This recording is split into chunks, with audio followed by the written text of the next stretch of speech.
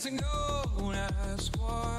Recycle rockets block the sky. The stars are legal friends, AI's hearts go out to you and I. And all the Cybertrucks will fry. Turns out he packed this orange guy. Flamethrower thinks the Falcon thrust. Now we're all breathing Elon's mud. Named a spit capture code. He's building tunnels under roads. Neural lace in every skull. The woke mind virus time to code. AI and his rays are young. To meme or not, you know which one. He tweets a thought, the markets cry. Gaming feats, now that's a lie. Optimus knows kung fu trust. We all ascend through Elon's thrust. Cities home on Martian shores. Robo bros do all the chores. Tunnels hum like sacred veins. Human dreams and solar chains. He's late again, but time's a myth. He bought the moon and exits glyph. The richest clown, the rocket's cuss. What's that smell? It's Elon's Musk. Cat grows code in zero G. They worship memes religiously. The sky's a grid of Starlink threads. GPUs crammed in our heads. He has a vision, man, really cooks. Grok, imagine how sick this looks. It's looking like the budget's toast. The Epstein files are just a ghost. That old non-profit closed. AI leaving Elon high and dry. He sold his house but bought the sun for 20 trillion. Starships run enough to fight the Zuckerberg, Sam Altman and his Ghibli horde. So go get chipped, it's just a plus. If Elon said we surely must. Now breed, you fools, or we'll all die. Just salute and let the tism fly.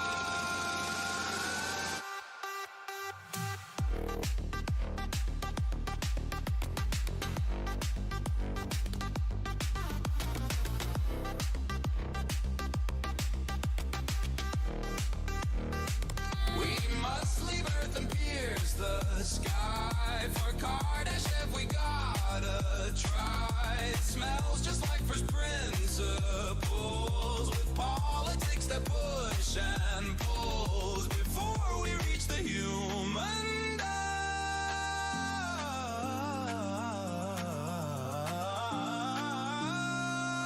Come take a whiff of Elon's must.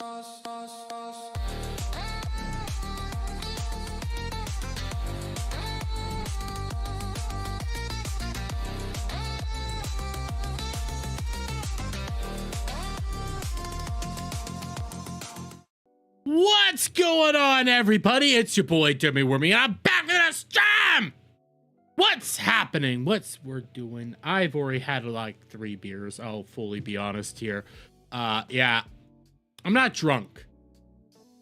It was one of those days. By the way, shout out Fashizi. I saw you respond to my reaction to your video. I still freaking love your videos. I still love them. I need to check out if you have a new one out, but thank you for being here, buddy. But anyways, it's been one of those days. Like, it wasn't a shit day.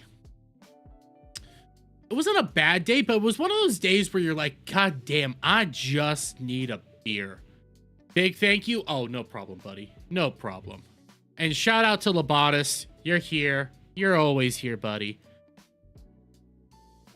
But anyways, we got some stuffs to talk about. We got some things going on. We got some not issues. Well, actually, yeah, issues.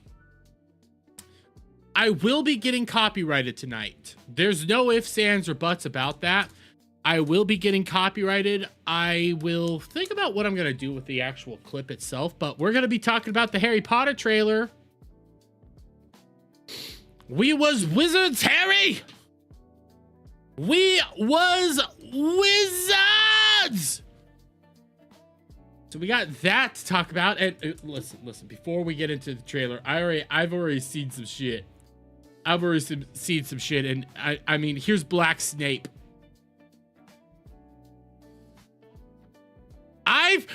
If I see this dude looking at me while I'm walking around some forest, or if I'm walking down Diagon Alley and I see a dude look like this coming the other way, I'm definitely walking the other way. I'm definitely on the other side of the alley.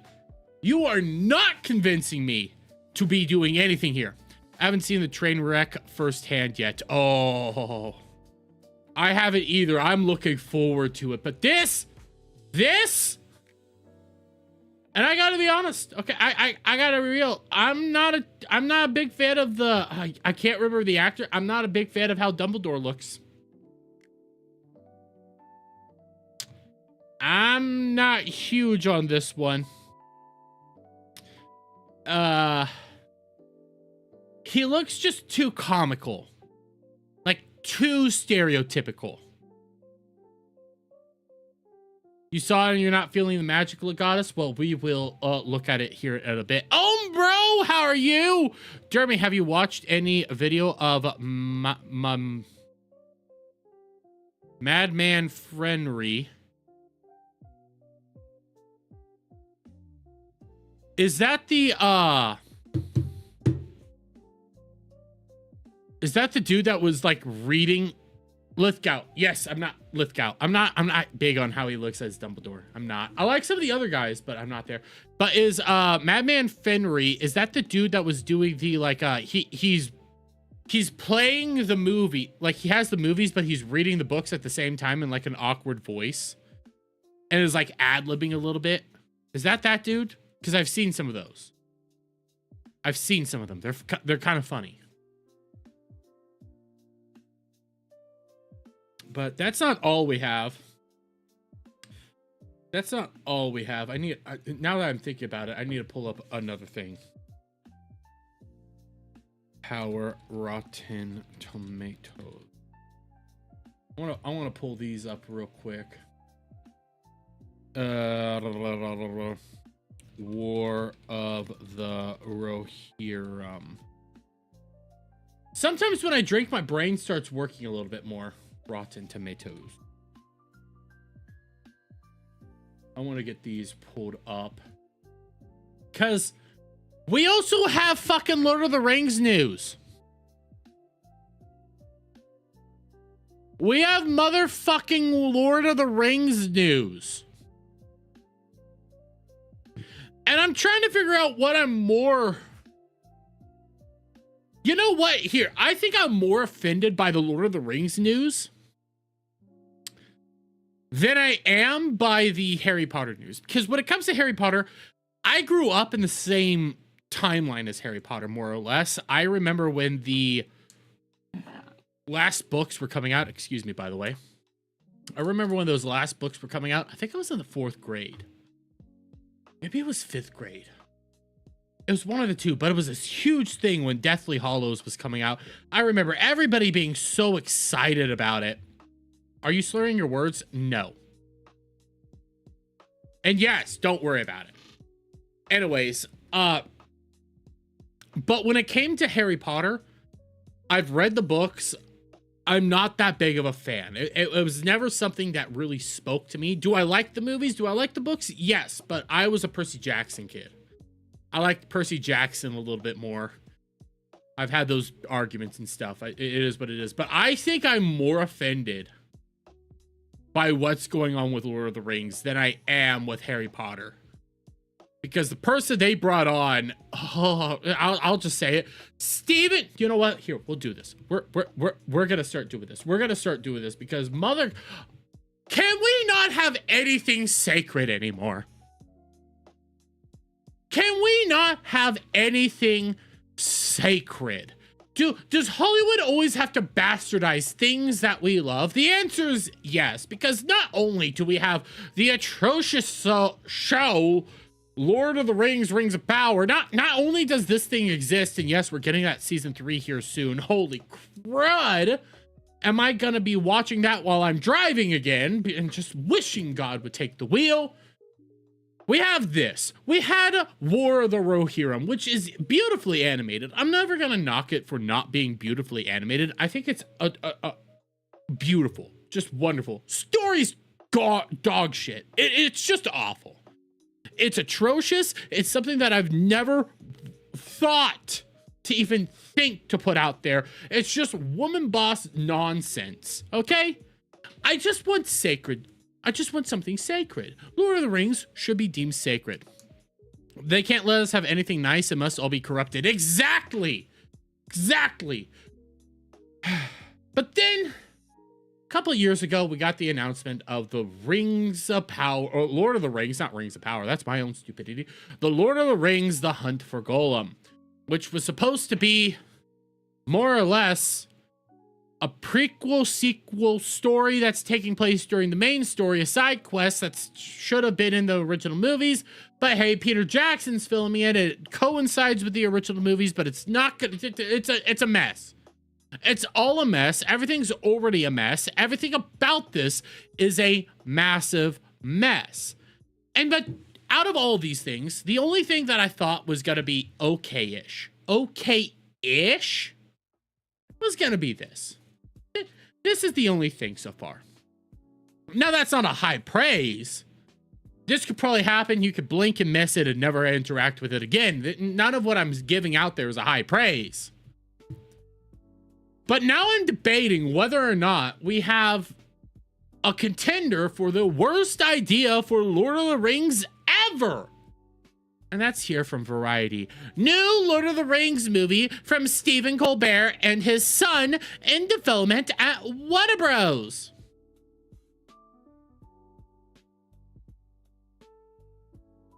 What was that? You heard that right.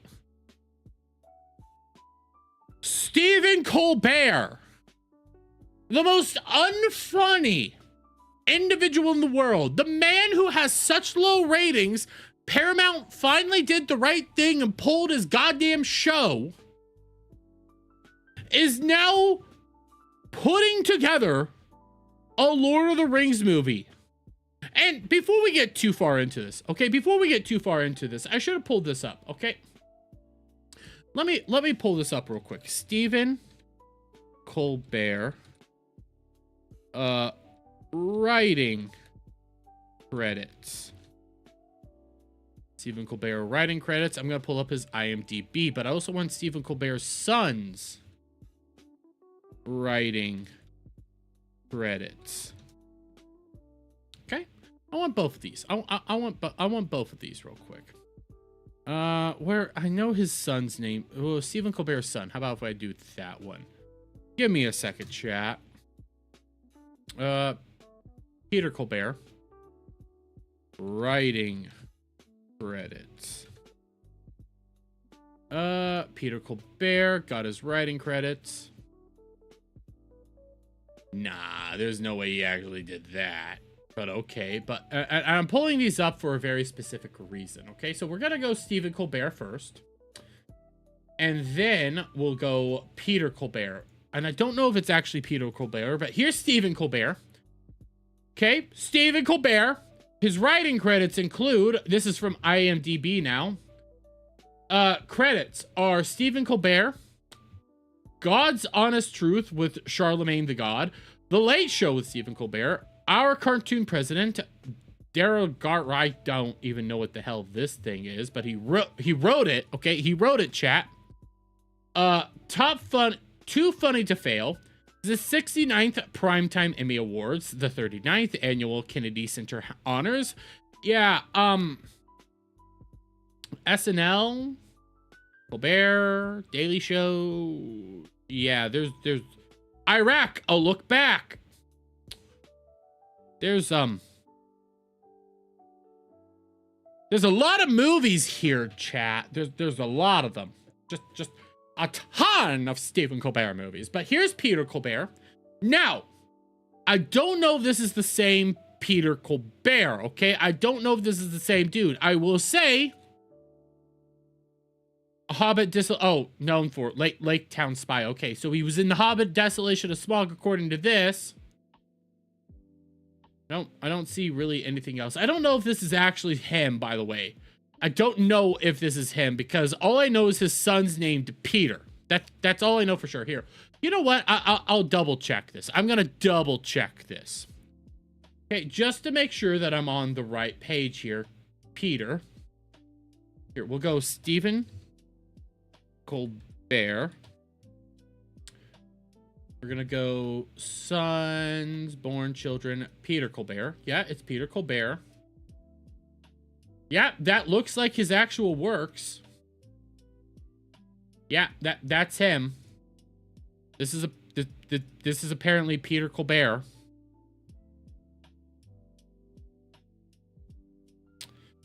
And they're putting together a new Lord of the Rings movie. Evil cannot create, evil can only corrupt. Exactly. Why can't they follow the source material? It's already hit. Just follow the sauce and give me my just follow the sauce and give me my sauce. So here's the thing. Here's the thing. We do have where this started up with, okay? We do have a little video sort of on this. It's not a super long video.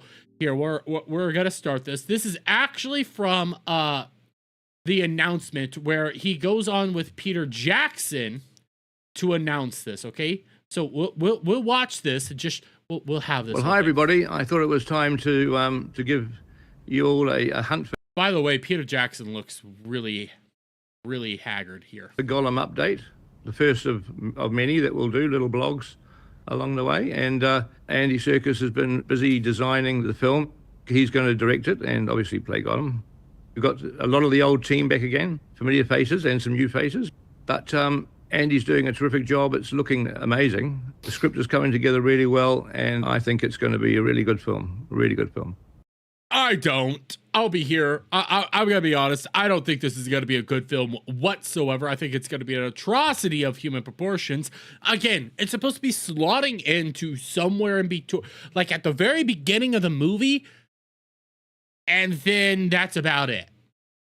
So how do you even do this movie? How do you have a beginning, middle, and end? I don't even know, but okay. But that is not the only Tolkien movie that we're developing. We've actually got another film that we'll be making after Hunt for Gollum. So I thought I should tell you a little bit about that. Actually, why don't I get somebody else to explain it? Because we've got a very special partner that we're working with. And you can see for yourself. Hang on. There we go. Oh, look at that. Look at that staged entrance. 100% legitimately reading. Well, you can tell he's not even reading the book. He just has the book opened up. You can tell this is all just a prop for him. Hello. Hi, Peter. Hey, Stephen. Hi. How are you? How are you doing? Good. I like all your Tolkien stuff on the wall there. That's that's. Oh, thanks. This is just part of. Yeah.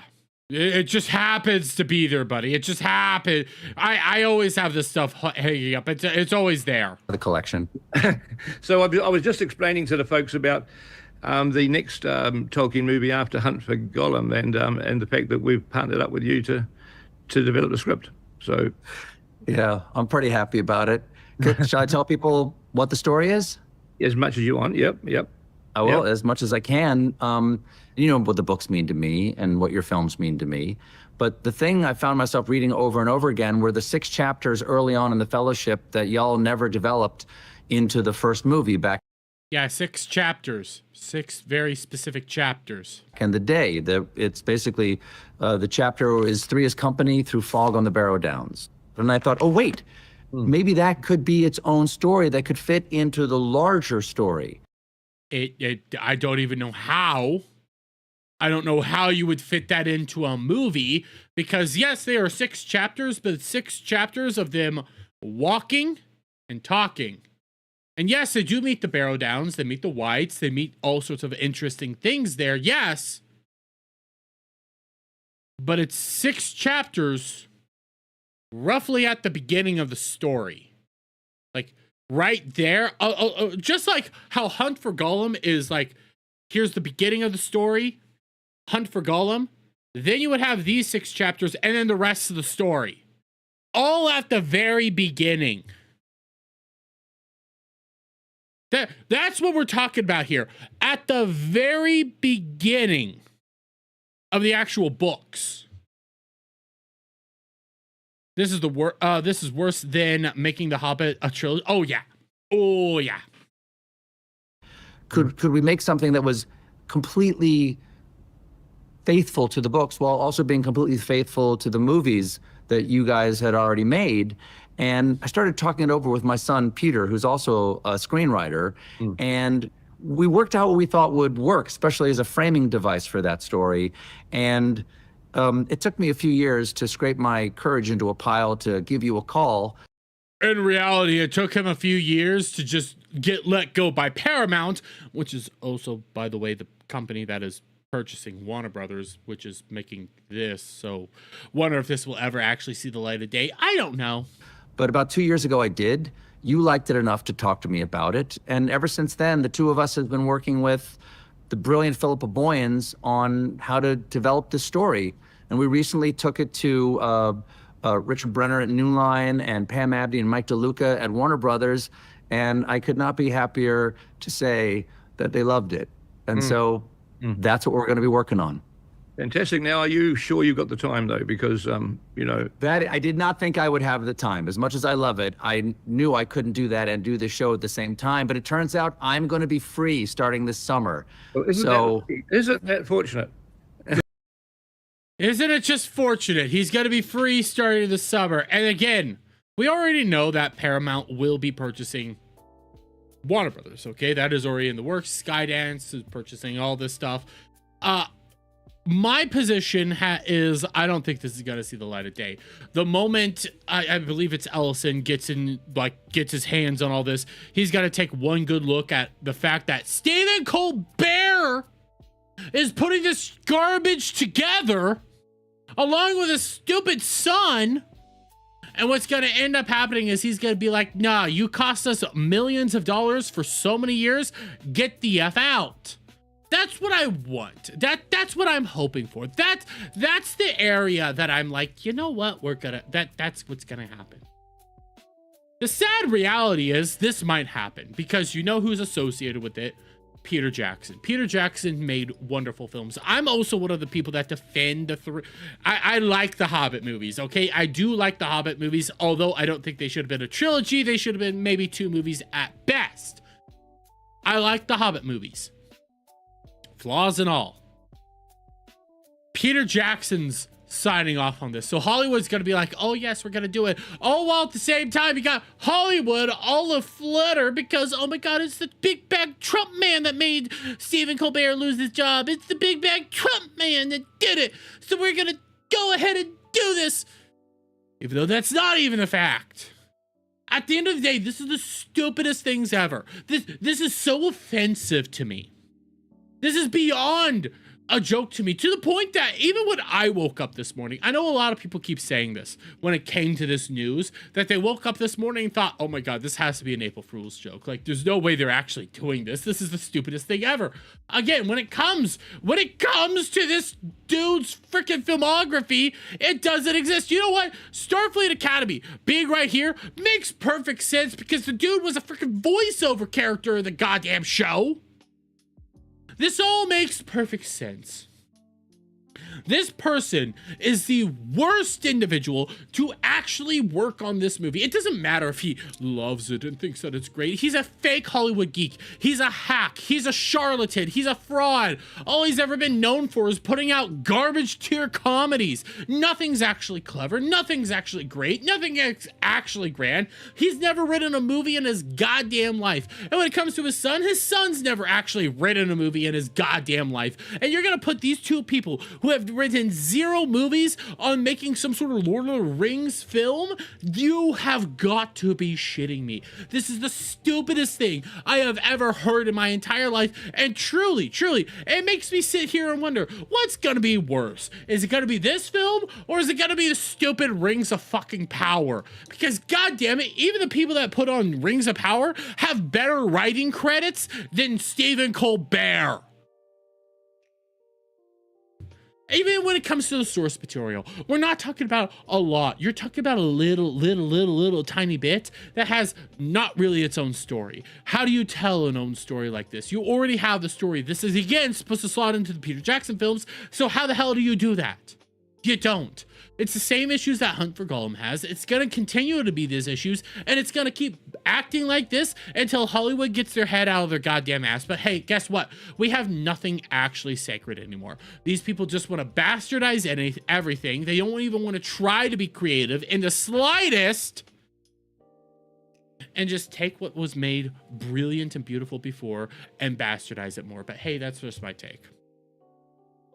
6 chapters is an overstatement too. It's like 15 pages.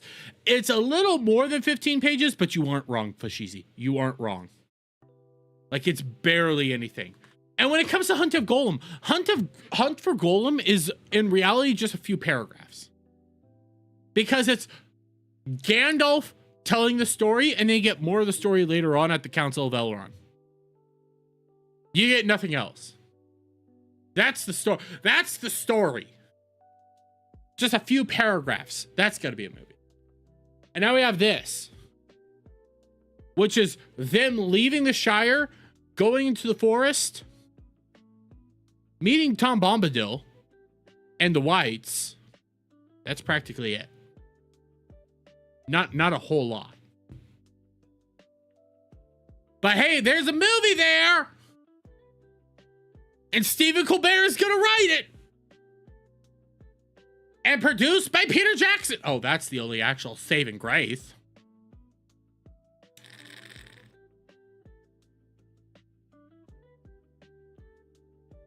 Going to go exactly how I think it will. It will, won't it? Yep.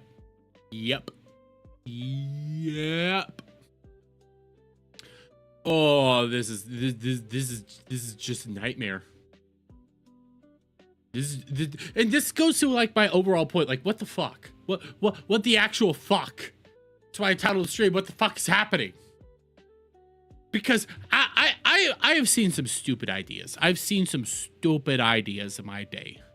I mean, for crying out loud, this channel started predominantly because I'm reacting to just pop culture and talking about pop culture. That's kind of how I started, and I've moved on. I've done politics. I react to videos. I do my own little thing. Okay, that's kind of how I like it. I do my own little thing, and I'm happy doing my own little thing. Excuse me. But out of everything, I'm sitting here going like, is this the stupidest thing I've ever seen? Is this we're talking about a man, okay? We're talking about a man. I'm pulling it up.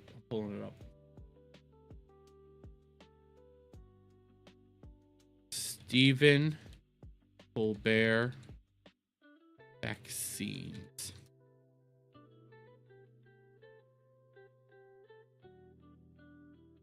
Shit, I have to pull up this like to dislike ratio. I have to pull up this dislike ratio. Oh my god, I didn't realize how bad it was. But we're talking a man who wrote this. And I'm sorry, chat. I'm not gonna torture you with this for too long. I'm sorry. But we're talking a man that thought this was a smart idea. Find out the way the vaccine is changing the scene in our new recurring segment, The Vaccine.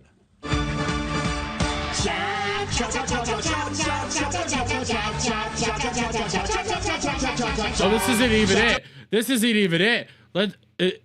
Do we? Oh, this is the moment. Again, this is the dude that made up this. The Vaccine.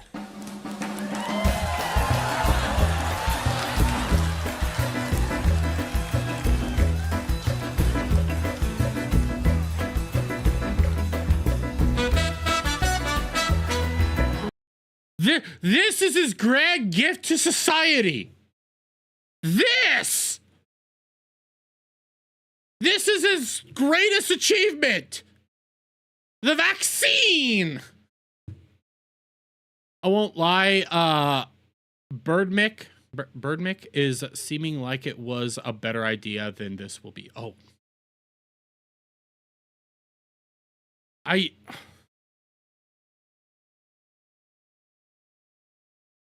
It will probably happen, Fashizi. It probably will happen. I could keep playing that, and I could find a way to grift that even. I could. I don't want to put you guys through that.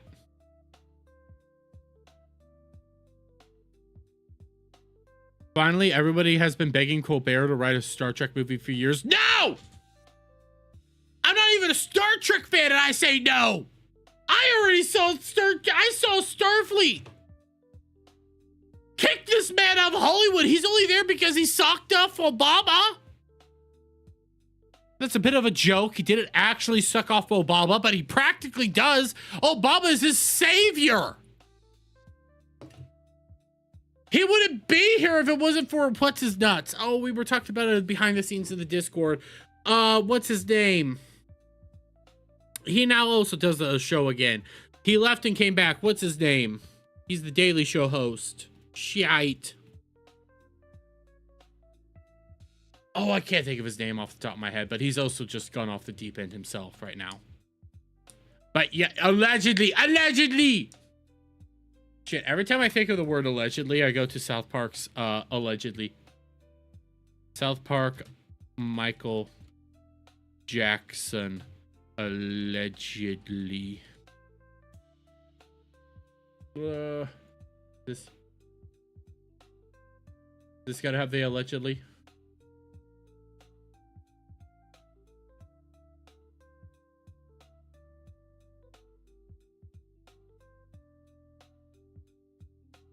I'm making sure I have it.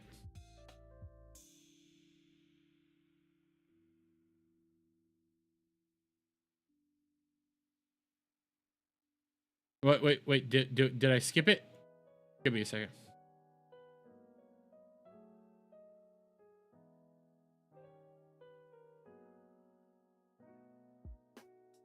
Let me. I'm trying to find the allegedly. I'm trying to find allegedly. Oh, right here. Perfect. All I ever think about when I hear allegedly is always this. This is the only thing I ever hear. Allegedly! That was a civil suit and there was no evidence! All I ever hear is Michael Jackson yelling, allegedly! I say it. Colbert, absolutely, probably. Now, here's the question. Was it Big Mike or was it normal? Was it Obama? Was it Barack or Big Mike? Here, that's the question. Who did he, give the glug to? Who did he allow to go down his throat? Which one slid down that thing? I lean on Big Mike, but that's just me. That's just my position. That's just my take on it, but okay. In the grand scheme of things, there wasn't a whole lot that went on today. Like there was two really big things. I have a few things. Like, I do have a AI video to react to, because I did see this from Holy Ball, so I'll check that one out. I think Obama and Colbert are both Monica'd somebody deeper in the deep state. Nah.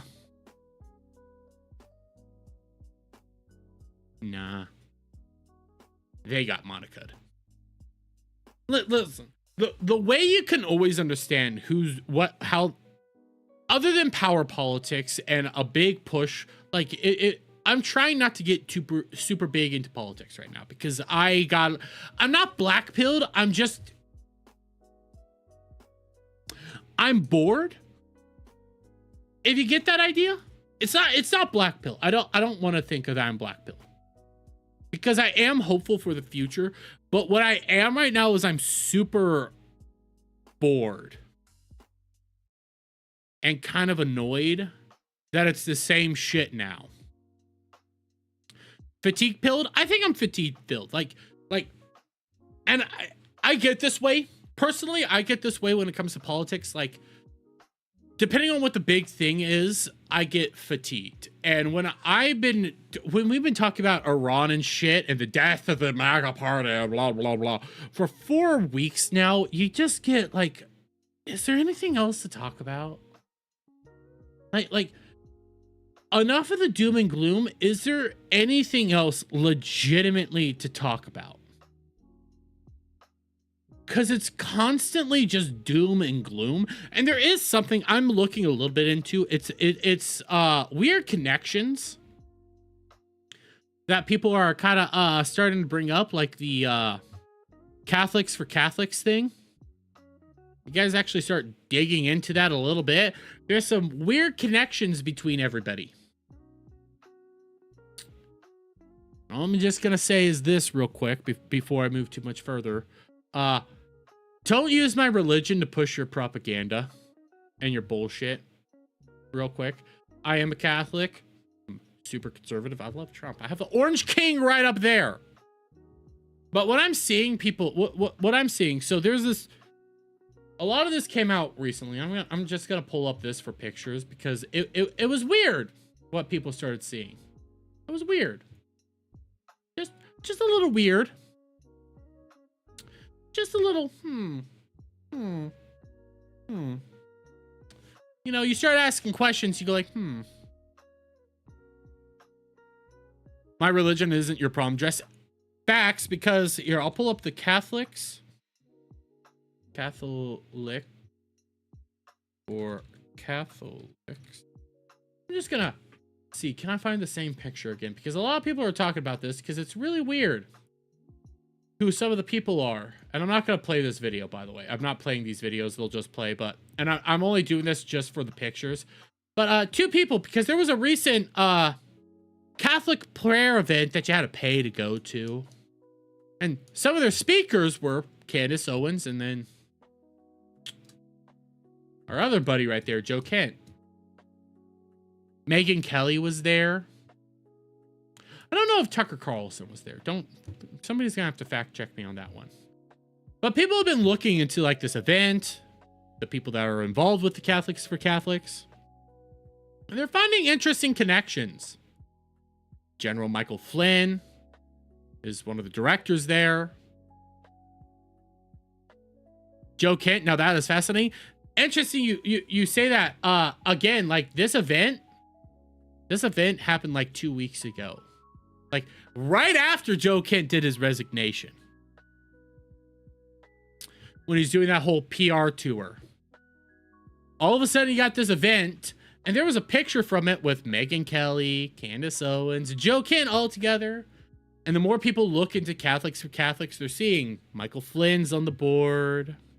You're seeing connections over to, what's his name? God damn it, I just had his name earlier. You're having connections to Bannon, Steve Bannon. A lot of people that overnight seemingly flipped.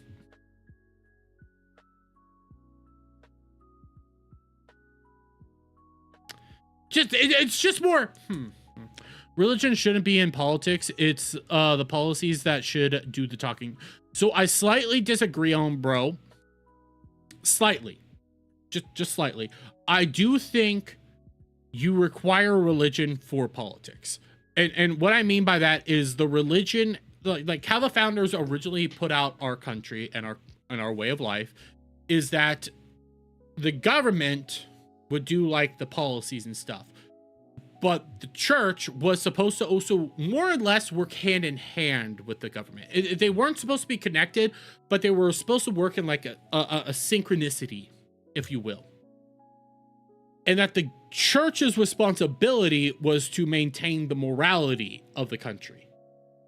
That's why when you actually look at the original 13 constitutions for each wait, was it 13? Yeah, 13 yeah.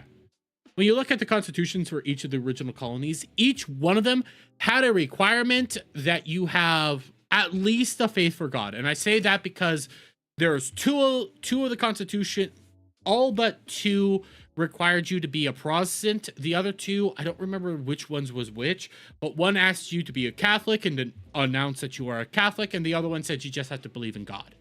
Okay? And there was reasons for both of that.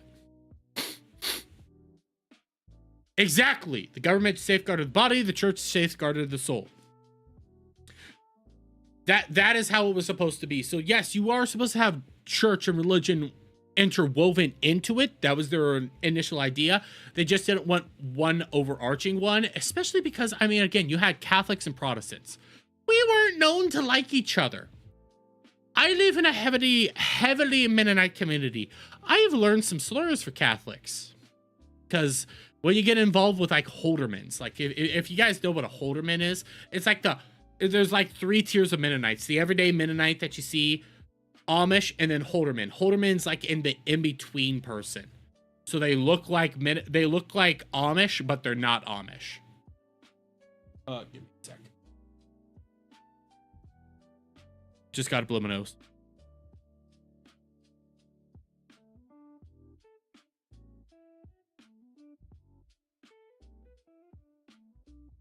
I forgot where I was going with this. Oh yeah, it was religion and government. You know what? I forgot where I was heading with this until I had to blow my nose. I don't remember. Anyways, I don't like what I'm seeing here. And when you're just starting to scratch the surface a little bit, you're seeing weird connections. Denied the nose cummies. She hates us. Listen, I want the nose cummies too. My nose cummies, you'll be like, ew. Kirsch's nose cummies will be. My nose cummies, no. I mean, look at. Do you? Unless you're Cloud, do you really think you could fap to this? It's hard to evolve as a separate from secular power as people became more sophisticated. That I would agree with that. It's hard to evolve as separate from secular. Yeah. And also, I don't want to like legislate religion as well. I will firmly stay on that ground. I don't want that because I'm kind of dealing with that in Kansas.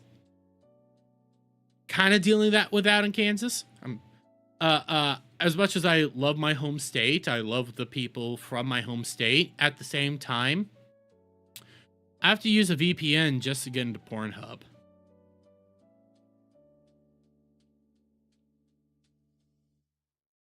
I don't like that. And they only did that because it's protecting the kids and also my church.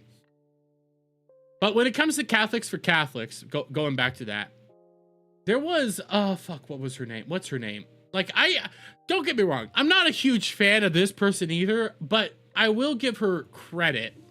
What's Kash Patel's girlfriend? Kash Patel girlfriend. What is her name again?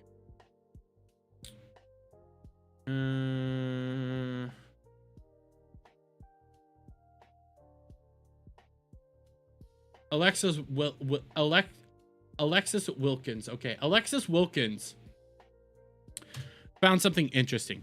It was for the times, even religious book change over time, and what I mean by that is the interpretations of it changes, so the Constitution should also evolve, and the left denies any form of amendment. I slightly disagree with that as well, because it's wild that we can just look up Patel's girlfriend. Dude should have some OPSEC as a head of whatever the fuck. I don't disagree with that. It is weird that we could just openly find this, but she put out a thread that I'll talk a little bit about. But so the Constitution should be amended. It is supposed to evolve as the times go on. The problem I have with like the left denying any form of amendment or anything, the left also wants to amend our Constitution right now. 1A and 2A, they want to get the fuck rid of. Doesn't matter how many times people say commies love guns. No, they love themselves having guns. They don't want you to have guns. So they do want to amend the Constitution. We just don't agree on how to amend the Constitution. That's practically what that's boiling down to. A lot of what we're coming to is we just don't agree anymore. I don't like Beanie Boy that much anymore because he's so fucking black-pilled. It is ridiculous. But Beanie Boy does say something that is very accurate that I think more people need to recognize, and that is we live in two separate countries. We have the Constitutional Republic and the multicultural democracy. Those are our two countries right now. And when you realize that, that's our big big disagreements. But we had this, and I'm not going to read this full 13-page thing here from Alexis Wilkins, who is Patel's girlfriend. But she has actually been like, she's been on the receiving end of some really weird like bullshit. Do I think Patel has done some weird shit with her? Yes, he has used government government jets and stuff to go hang out with his girlfriend. That's we don't do that. I don't like that. Okay, he's used government assets to go spend personal time with his girlfriend. Call that shit out. But there was this weird thing that people were doing where they just wanted to start calling her a Mossad agent. With no real proof, they just started saying it, that she's Mossad. She's the reason everything's going shit. Why? I don't know. They just started saying it. Like, she's been receiving some really heinous shit by people, but she's also been in the middle of a lawsuit right now with a couple individuals, one of them being Elisha Schaefer. Oh, sorry, I had something in my throat like he's about to have. I did quote tweet his CPAC picture. Oh, God. The fuck? She'd be FBI if anything. Yeah. Yeah, Fashizi, she would. She, like the notion that she's, like, I'm trying to call back to what the arguments were as to why she's a bad person. And they never made sense to me. It was like, she's Mossad, she's a foreign asset, she's this, she's that. And it's like, but why? Do I think it's weird? Like some of the things that she does with Patel? Yeah. Like, he goes on her podcasts and they do a podcast together. A little weird. He uses the government assets to go meet her. Let's not do that. But why do we hate why do we hate these people? Hell, even when it comes to Kash Patel, why do we hate Kash Patel? And I mean that. Why do we hate Kash Patel? Was it because of the Epstein stuff? Well, I'm upset with how the Epstein stuff got handled, don't get me wrong, but they've been doing the shit. Because he's pro-America, I think. That's the only reason I could think to why we hate Kash, because he is doing his job. He is arresting people. I know a lot of people give both Kash and Dan Bongino hate. Both of them have been like,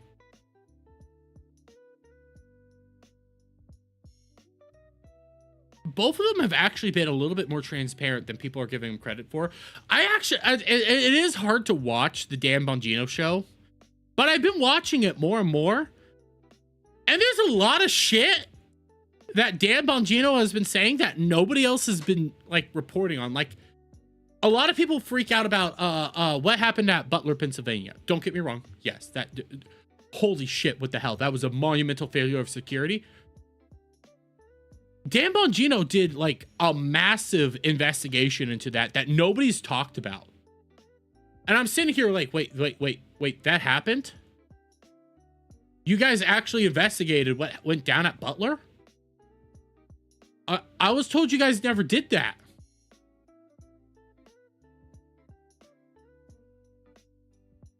Kash hasn't gone mad dog and thrown off the leash of obeying laws.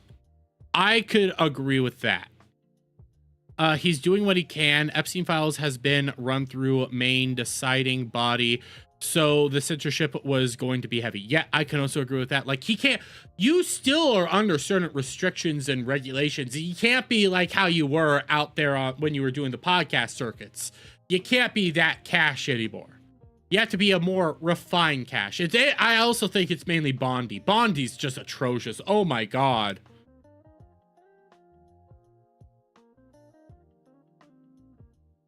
Bondi, Kash, and Bongino, I would say Bongino were, but yeah.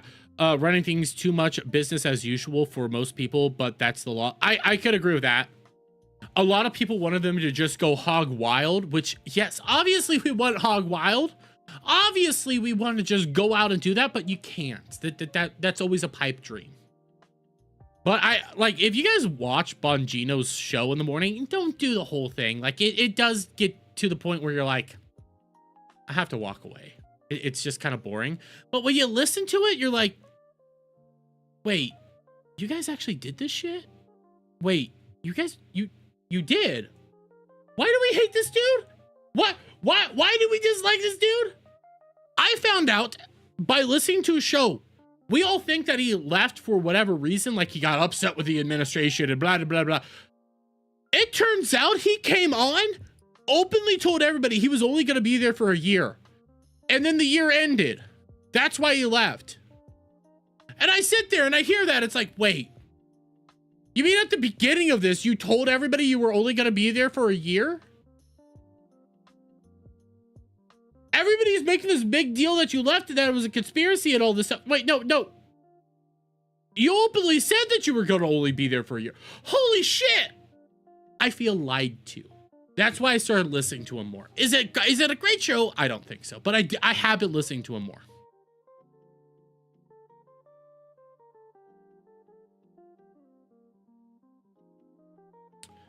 We need to be used to the fuck they want because illegals or whatever. Yeah. He has responsibilities. Even Trump can't fly out the gates because the Constitution binds him. Yes. There's too many activist judges blocking even the lawful actions of the Trump admin. And that's another thing. You get all these people throwing this shit at Trump, and it's like, what is he supposed to do? You hear all the time go like, fuck, what was the thing? Impeach, remove all these activist judges, get rid of them, just do it. It's like, that's not how that works. Trump can't do that. That's an act of Congress. Look at what Congress and the Senate are doing now. Do you think you can just remove those people? No. And you just have those little moments and it's like, we don't care, just do it. We just want you to do it. And you sit there and you think to yourself, were you ever actually knowledgeable of how our system works? And before I read a little bit about this, before I read a little bit about what Alexis Wilkins put out, I think I told this to Static recently. I might have been staticking a couple others, but I know I told this to Static at least. A lot of people became popular from, I'd say, late Trump admin 1 to now. A lot of, and all through the Biden admin, okay? A lot of people became super popular. They started just saying what people wanted to hear. You know, they started calling out the bullshit, defending Trump, calling out the bullshit, doing all that. And a lot of people did that. A lot of people rose to popularity and prominence by doing that.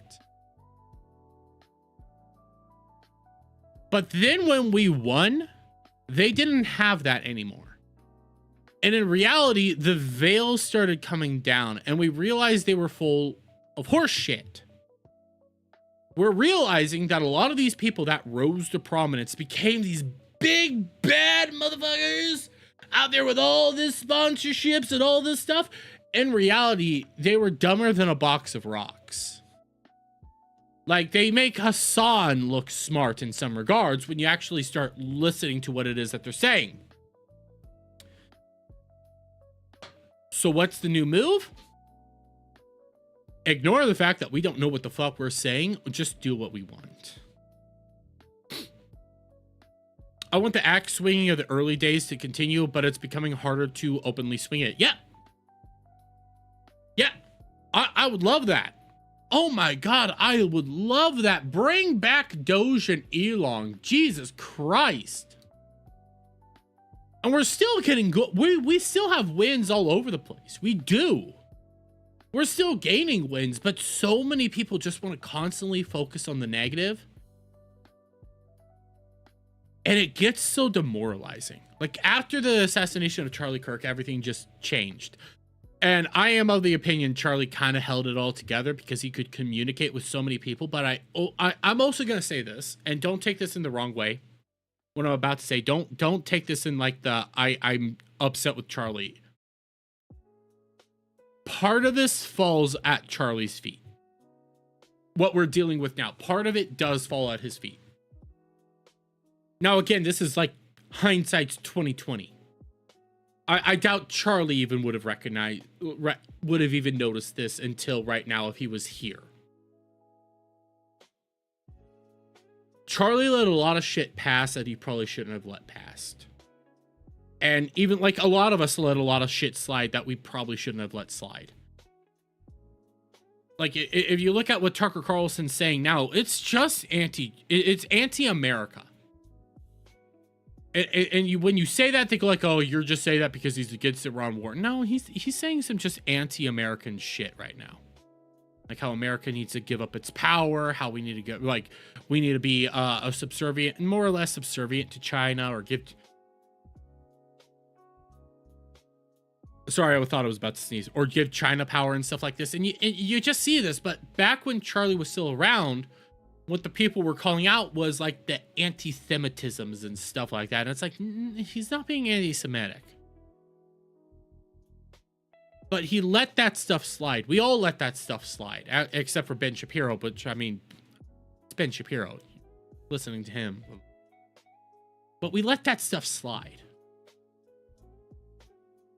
And we let people that grow to power that we shouldn't have allowed grow to power, grow to prominence.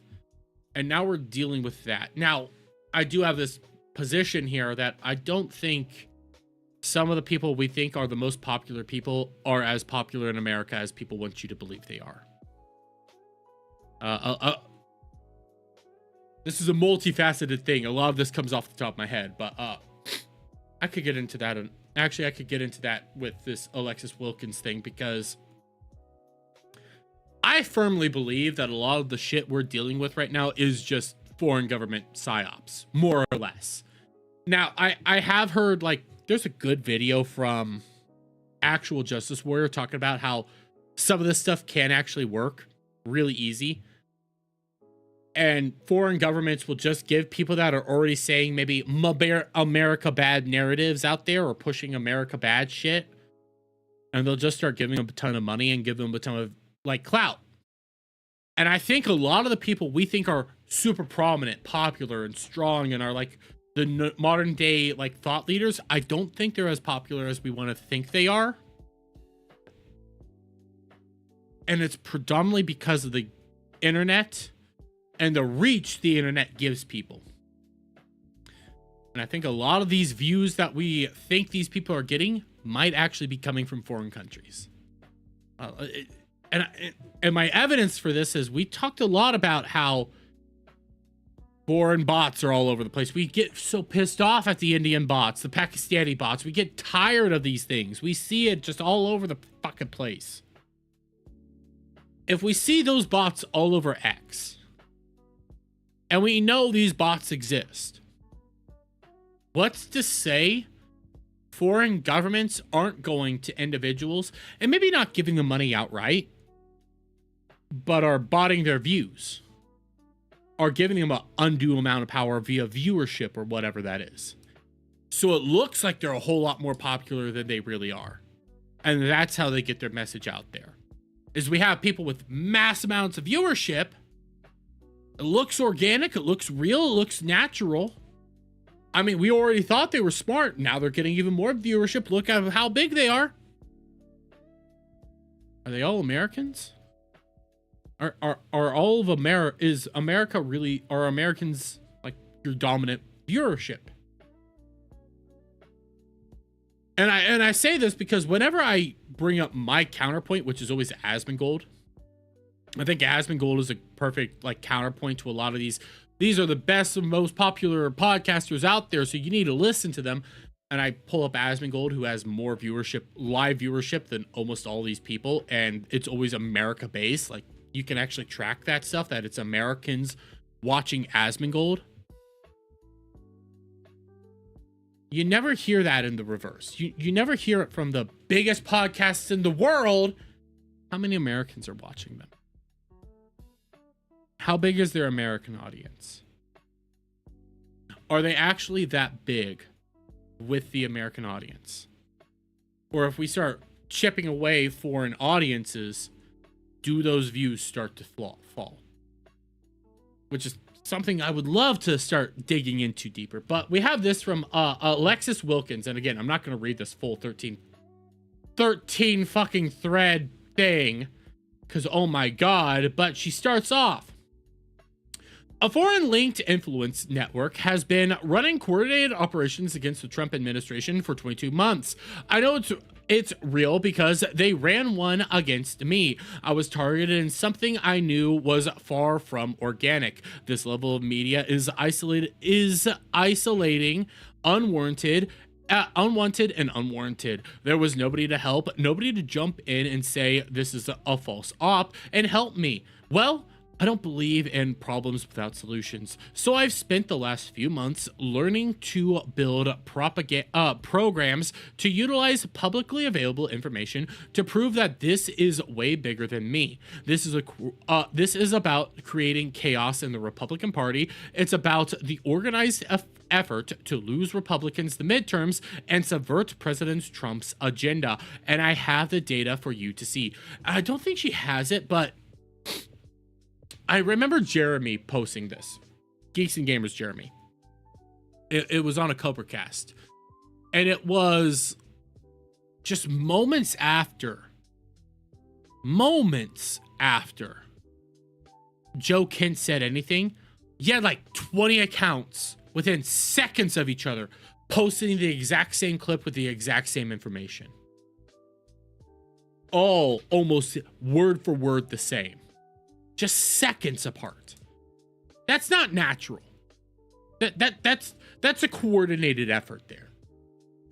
There's a lot of evidence to back this up when you start seeing it. But in July 2025, I was falsely labeled a Mossad spy and coordinated campaign designed to isolate an official of the U.S. government by using the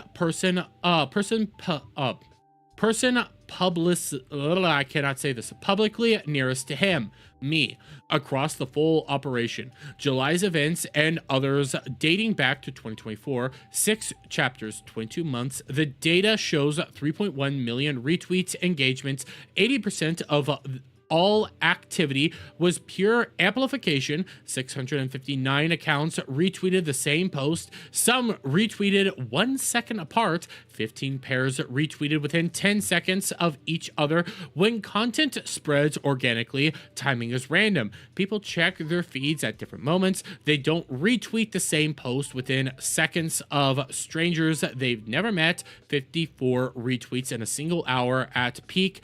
863,568 total retweets engagement in this chapter alone. That's not a conversation. That's a weapon. And even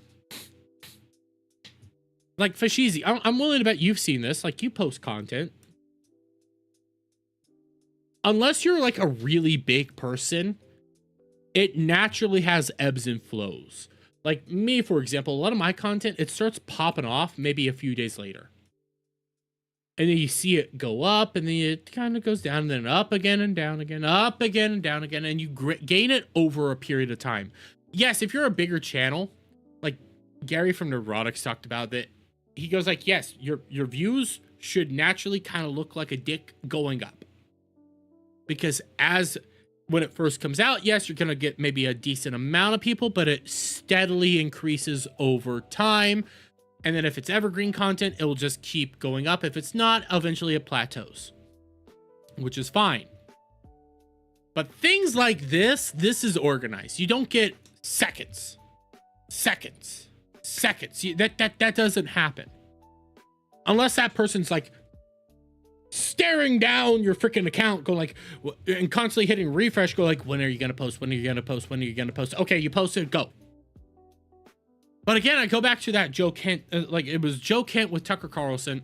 There was a graphic going around of all these channel or X users, literally seconds apart, posting the exact same post, video, info, everything.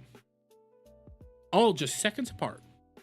Mine takes 20 or so hours to be noticed. Then there's a 3 to 5 day engagement, hot period, then drops down to maybe 100 views a day. Hey, that's better than mine. I mean, a lot of the stuff I talk about, I'm trying to get some more evergreen in there, but a lot of the stuff I talk about is like, hey, you got this window, get in there. Hopefully you get in there. Hopefully you don't. More than likely you're not. That's how my content is.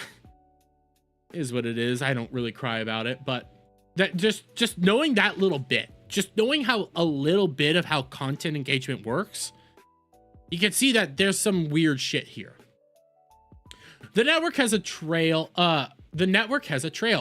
Catholics for Catholics lists General Michael Flynn as current senior advisor on their own website. Flynn is the anchor of a digital infrastructure that has been repeatedly activated at every major Republican fracture point. Every 22 months of documented data, the same accounts appear at every chapter. This network does not rebuild between deployment, it stays ready. Really makes you start wondering. Like, well, you're seeing who's all connected to this. General Flynn, for instance, like, what happened to Flynn was a travesty. But don't you find it? Don't think back to what originally happened to Flynn. What happened to Flynn? He got like railroaded by the system, thrown in jail or prison for talking to a foreign country prior to like being in office. Remember how that kept coming back to attack Trump over and over again? I do. And there was somebody there was somebody recently in the New York Times, another general, well, former general, that was in Afghanistan, hates Trump, loves Michael Flynn. They work together in Afghanistan, loves Michael Flynn. I'm curious, is there a similar pattern to Canada? In Canada?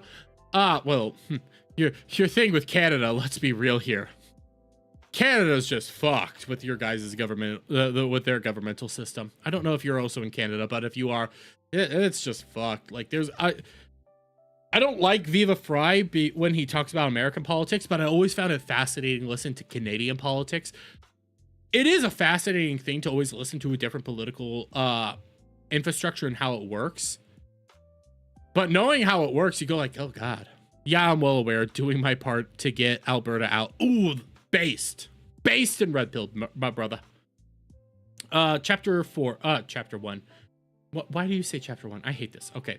May 2024, 10 days before the Butler assassination attempt, I'm not even going to try to say that name, former Green Beret, former Defense and Intelligence Agency board member of Flynn's nonprofit America's Future, post directly to Elon Musk and JD Vance, General Flynn would make Trump assassination proof.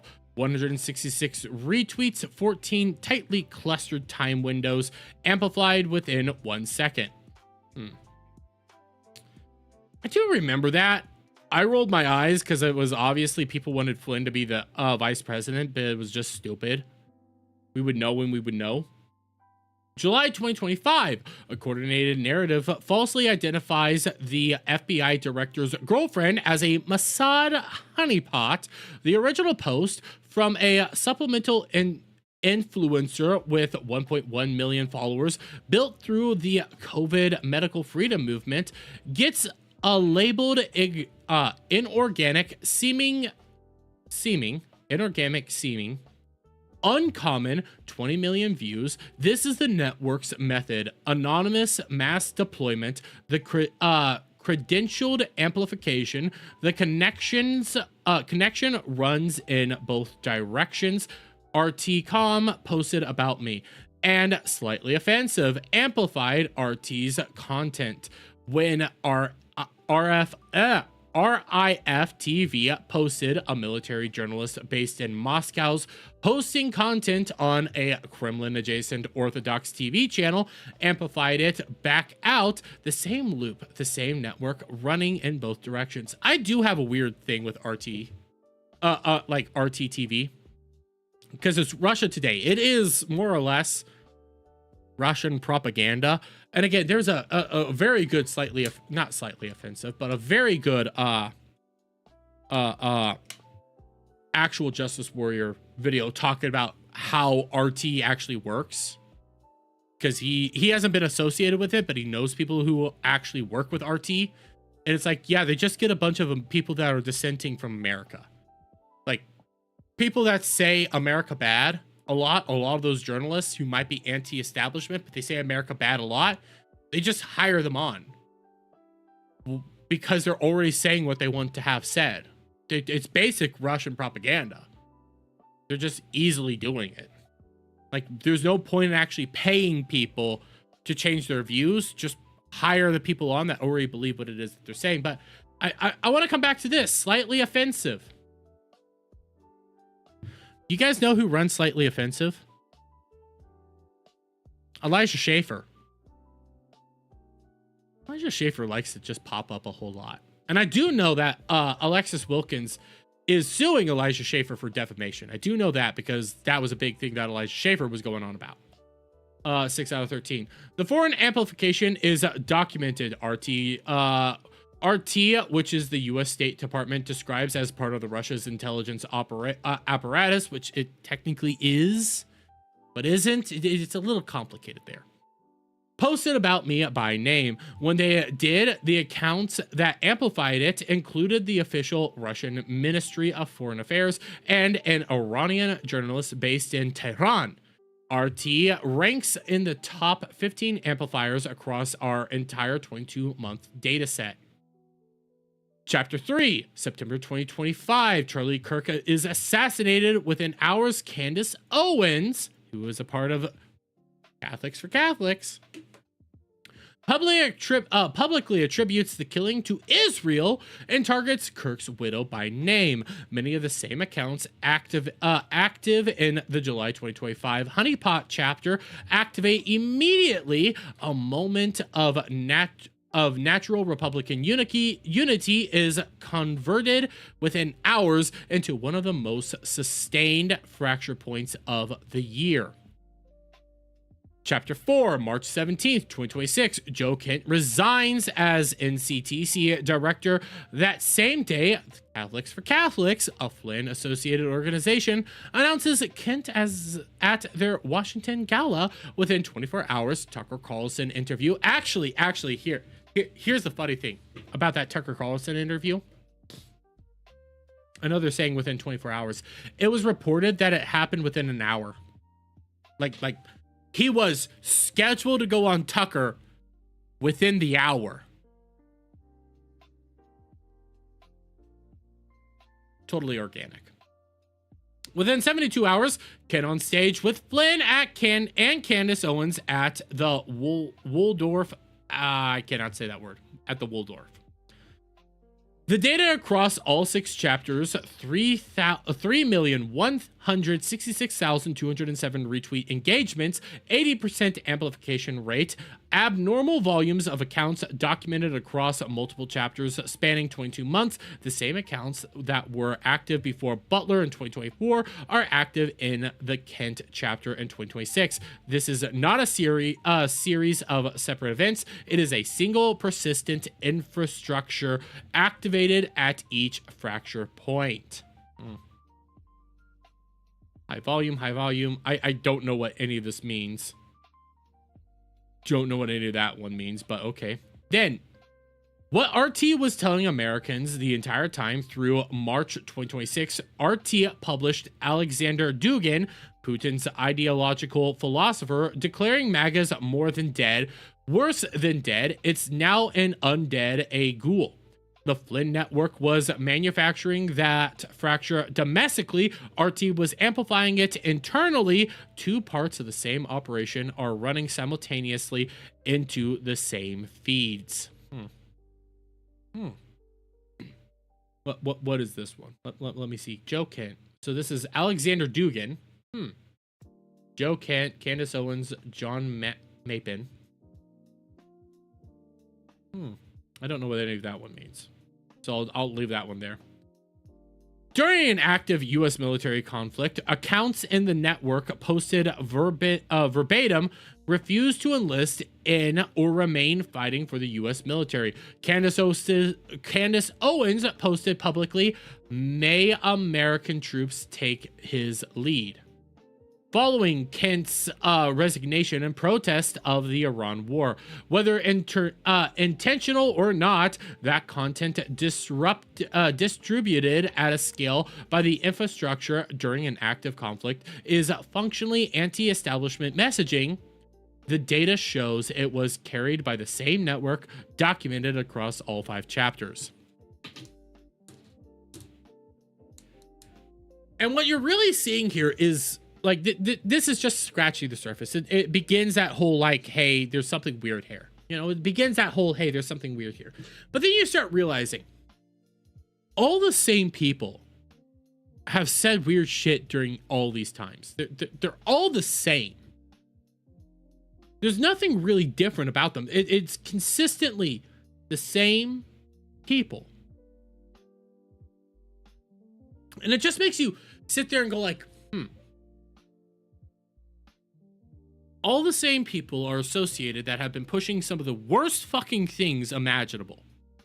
Whether it be Israel kill Kirk, whether it be Erica kill Kirk along with Israel, whether it be any of this stuff. And now they're doing the same thing with Iran, which, hey, you can oppose Iran, but like some of the things that people are saying is actively like anti-America at this point in time. And it's not like the, hey, if you don't support the war, you're against America. No, it's like Tucker Carlson going out there saying America needs to give up control of its power. America needs to be working alongside all these people. It's stuff like that. And you see that over and over and over again. And when it comes to the Candace Owens post, Candace Owens openly said, like, nobody should be enlisting in the military, and the entire military needs to resign and protest. And it's like, that's why? What? Like, it starts getting you going, the fuck? All you people are connected. All you people have been screaming about how Trump's not doing what you want him to do. And just seemingly, you're always parroting the same points. It really gets you going like, this ain't organic. This ain't real. And there was a post, I think it was either late last week or early this week.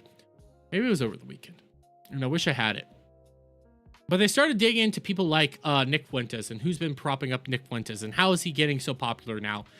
And they started digging and digging and digging. They were like, this isn't actually Americans. Like, most of his views and most of his pushes aren't coming from America. It's coming from places like Pakistan. So you take that into account. You take this into account. And you start just sitting there going like, is all this actually natural? Or is it actually the foreign influence? Are we actually seeing foreign influences right now? Because some things just don't add up. It's not adding up. There's one thing being against the shit going on in Iran, but it's another thing when you're constantly hearing that nobody likes it. And then poll data comes out and it's like, no, people actually do enjoy it. Not enjoy it, but they're accepting of it. They might not love it. They might not like it, but they're accepting of it. And it's raising eyebrows. It's making people go like, what's actually happening here? And again, I'm gonna, there was a good Dan Bongino episode recently. And why don't I started listening to the dude. Now I can't quit referencing him. There was a really good Dan Bongino episode recently where he said the main thing that's happening here, the main thing you're going to start seeing, other than like certain pushes, but you're seeing people push to pick up the next person.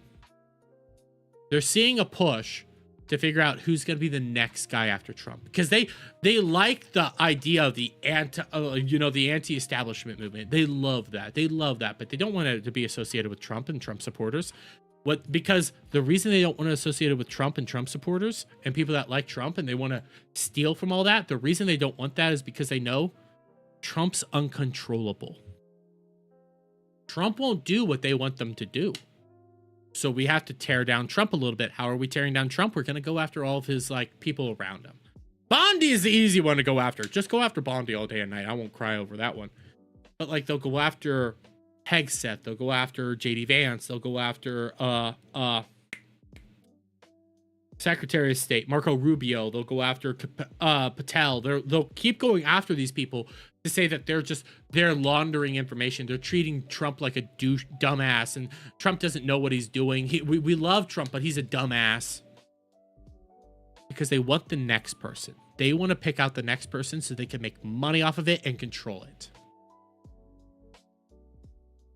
This is one of the things the FBI should be digging into. Reason for Bongino to have stayed. So, Dash, I agree. I wish Bongino stayed, but again, again, this is from him. Nobody told you about this. Bongino came day one when Bongino came in, or when Bongino was first picked to do that job by Trump. He said, "I'm only here for a year.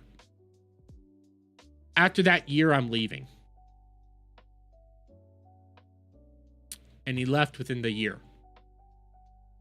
So he did his job and left because he wanted to do his show and thought his show was more important. Probably should have stayed. I hope they have people looking into this in the federal government. But guess what? I already heard what's going to happen. Because an easy way to figure out what's going to happen from this is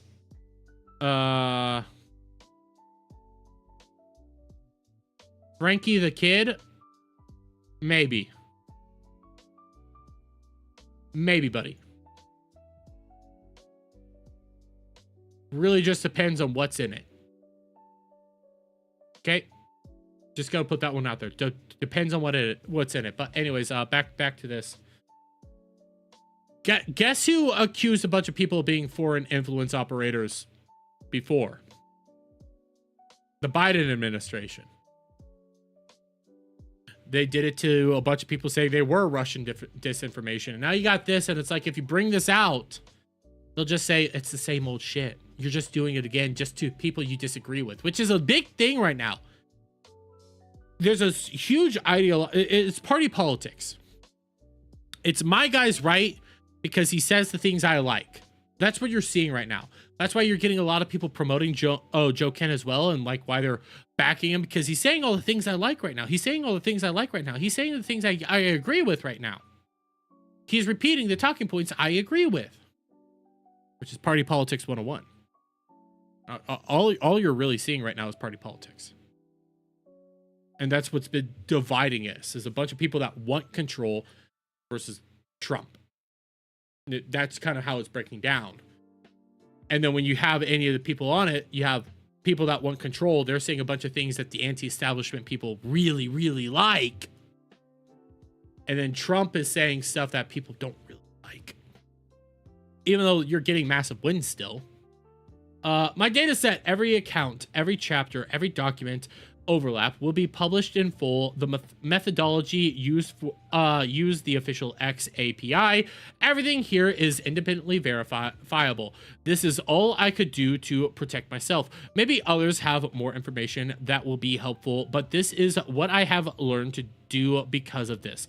I believe in the conservative movement. I voted for President Trump's agenda, and I refuse to see it fractured for the benefit of the adversaries. I also think it's for the money. This doesn't even scratch the surface of who might be getting paid by whom. This is all matrixed, publicly available information. MAGA doesn't have an approval problem. It has an infiltration problem, and it was never about me. I do agree with that one. I'm not saying anything. I ran data. I'm asking you to draw your own conclusions. I actually agree with what she has to say there, though. Like, all the data, it makes sense with what we're seeing. We 1000 Bonginos just handling the rest of the partisan FBI who play party politics for just the blue side. Yeah, that's true.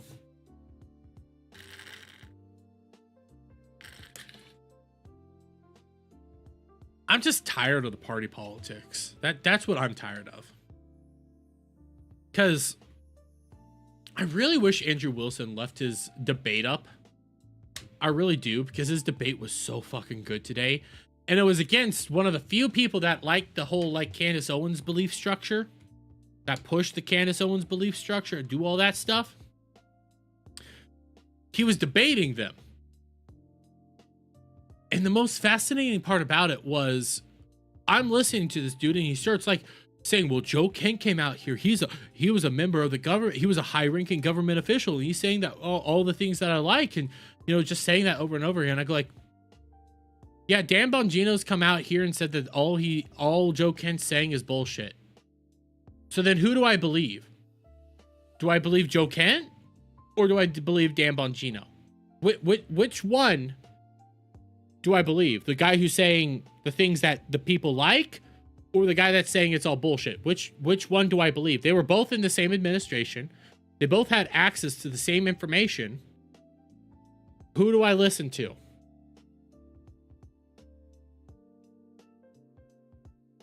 I don't know. I don't know who I listen to at all in that situation.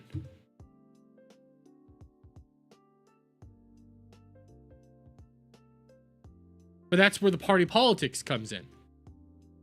Both people have the same credentials. And they're saying the exact opposite things. One saying, no, this never happened. The other one saying, this did happen. What do you pick? Which way do you go, Western man? That's why I hate this right now. And it's why when it comes to all this current politics shit, I am leaning on there has to be like foreign interference. There has to be foreign influence. There's stuff that's just not making sense anymore. And the dollar bills makes all the sense. And like people trying to get money or power on all that stuff, that all makes sense. And it sucks because when you try to have these conversations, they just go like, you're a bootlicker, you're a statist, you believe what the government's saying. It's like, I voted for this government. Of course, I like what they're doing. Oh, but I'm the guy with not... You guys all have the real information, though. Even though I don't ever see it. Whatever. Believe the people that want to say America's a terrorist country because of what we're doing to Cuba.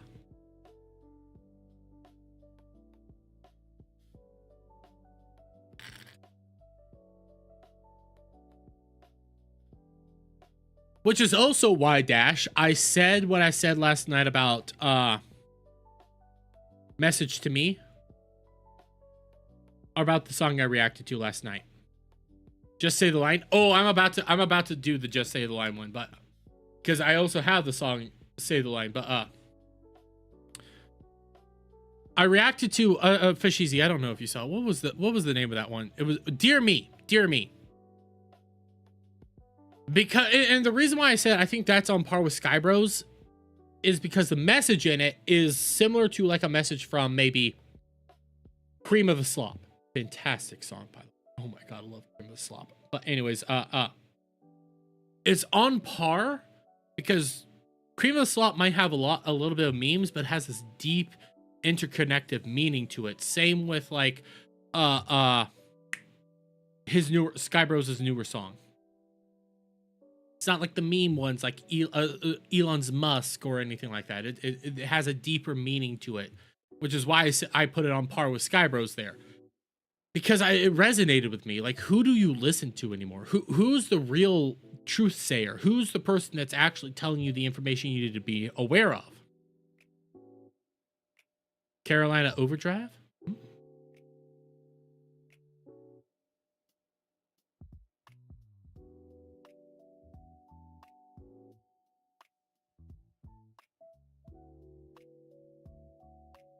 I don't know if we're thinking of the same one. Oh yeah, Carolina over. Yeah, you're right. You're right. Never mind. My brain fried there for a second. But yeah. But like, when you have this moment where you don't know who's telling you the truth, you feel lost. You feel like, who should I believe at this point in time? And I've been here before. Like, I think a lot of us have been in this situation where We're being told countervailing information. You don't know what the hell to do with it. Just go back to 2020. Go back to the COVID era. It was easier to figure out then. I hate to say it. But you were told so much shit. And both sides were just constantly hammering you with this information. But you didn't know what was truth and what wasn't. And now we're back to it again on a different area where you're like, what is the truth?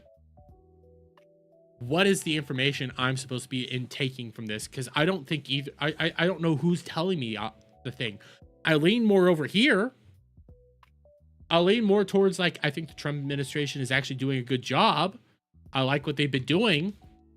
I'm not a huge fan of being in Iran, but at the same time, I trust them.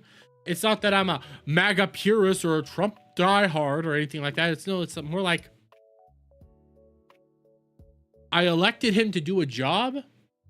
And so far with his performance, has there been some pitfalls? Yes. Not everything has been perfect. I'm always going to accept that. But he's done a really good job with what he can do. So I've been on his side because I usually say, let him cook for a little bit. It usually works out. But now we're at this point where it's like, if you're not, if you are like that, they call you a bootlicker. And it's like, but this is what we wanted. And now I'm being called pro-war. It's like, I'm not pro-war. I just understand sometimes shit hits the fan and you got to do what you got to do. It's not fun. The real world. The real world isn't fun. The reality of man has been war and conquest. We've actually been in a period that is unnatural. But okay. Enough of me philosophically bantering on. Let's get into some funner stuff. Well, more fun? Funner? One of the two. Whatever. We do have at least something. Now, I will get copyrighted for this one. I will be copyrighted. But I'm going to fight this one because we got a Harry Potter. I don't know if it's the trailer or the teaser. Oh, it's the official teaser. We got a Harry Potter official teaser to go over, okay? And I agree, Fashizi, 100%. But we got this. Now, I will be copyrighted for this. And again, I'm going to fight it tooth and freaking nail. Cause suck my knob, HBO and Warner Brothers. Anyways, let's check this out because this is our first official look at the upcoming Harry Potter series to HBO Max with we was wizards, Harry. I told you. Already, just a little bit I've seen. Looks accurate. Looks like exact same set. I don't know if this is the exact same set that they used originally, but it looks fantastic so far, just with like the set detail. And I know. They're like, people are gonna be like, what do you mean it looks fantastic so far? The set wise, like it looks almost ripped from the movies so far from what I'm seeing. You are a normal boy. And you're going to start acting like one. You think you're something special? There is nothing special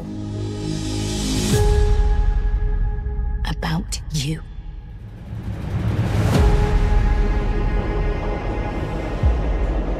I've always wanted to know about my parents.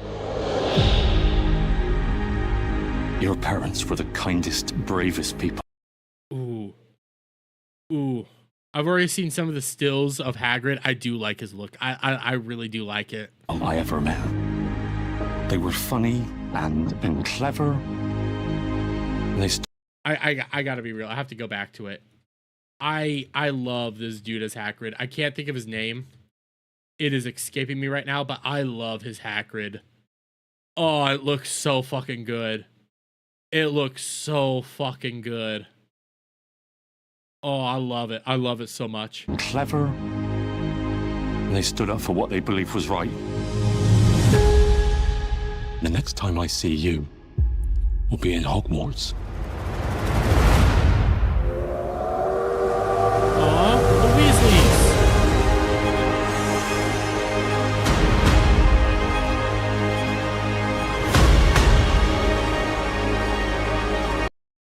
shit. They did film this back in the year. I think they reused the original sets as well. Oh god, I'm kind of getting goosebumps watching it because it does look good. It is dark. That was one of the main criticisms I was seeing, is that it's not as bright as the original, but I think that it's more where they're taking the shots from, because this is within the actual castle itself. It's night. It might just be the lighting choices they chose, so it might not always be as dark. But I like it so far. Mr. Potter, I think we can expect great things from you.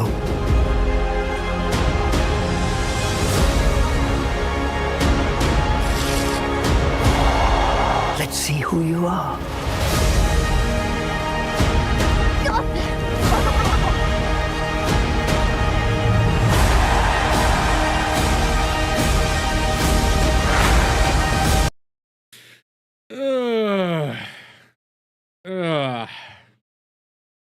I know he's holding it more in line with how Snape did in fuck, I can't remember the dude's name. The actual actor, Alan Rickman. I know he's holding it like Alan Rickman, but I'm sorry. When I see Black Snape holding his wand like this, it makes me go like, bro, here's my wallet. Just leave me the fuck alone, okay? Leave me the fuck alone. Just I'm backing off. You want my jelly beans? Do I need you to buy you a butterbeer?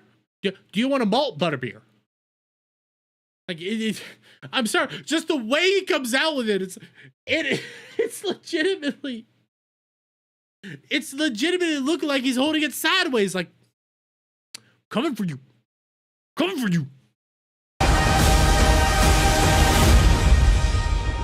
Are you really Harry Potter?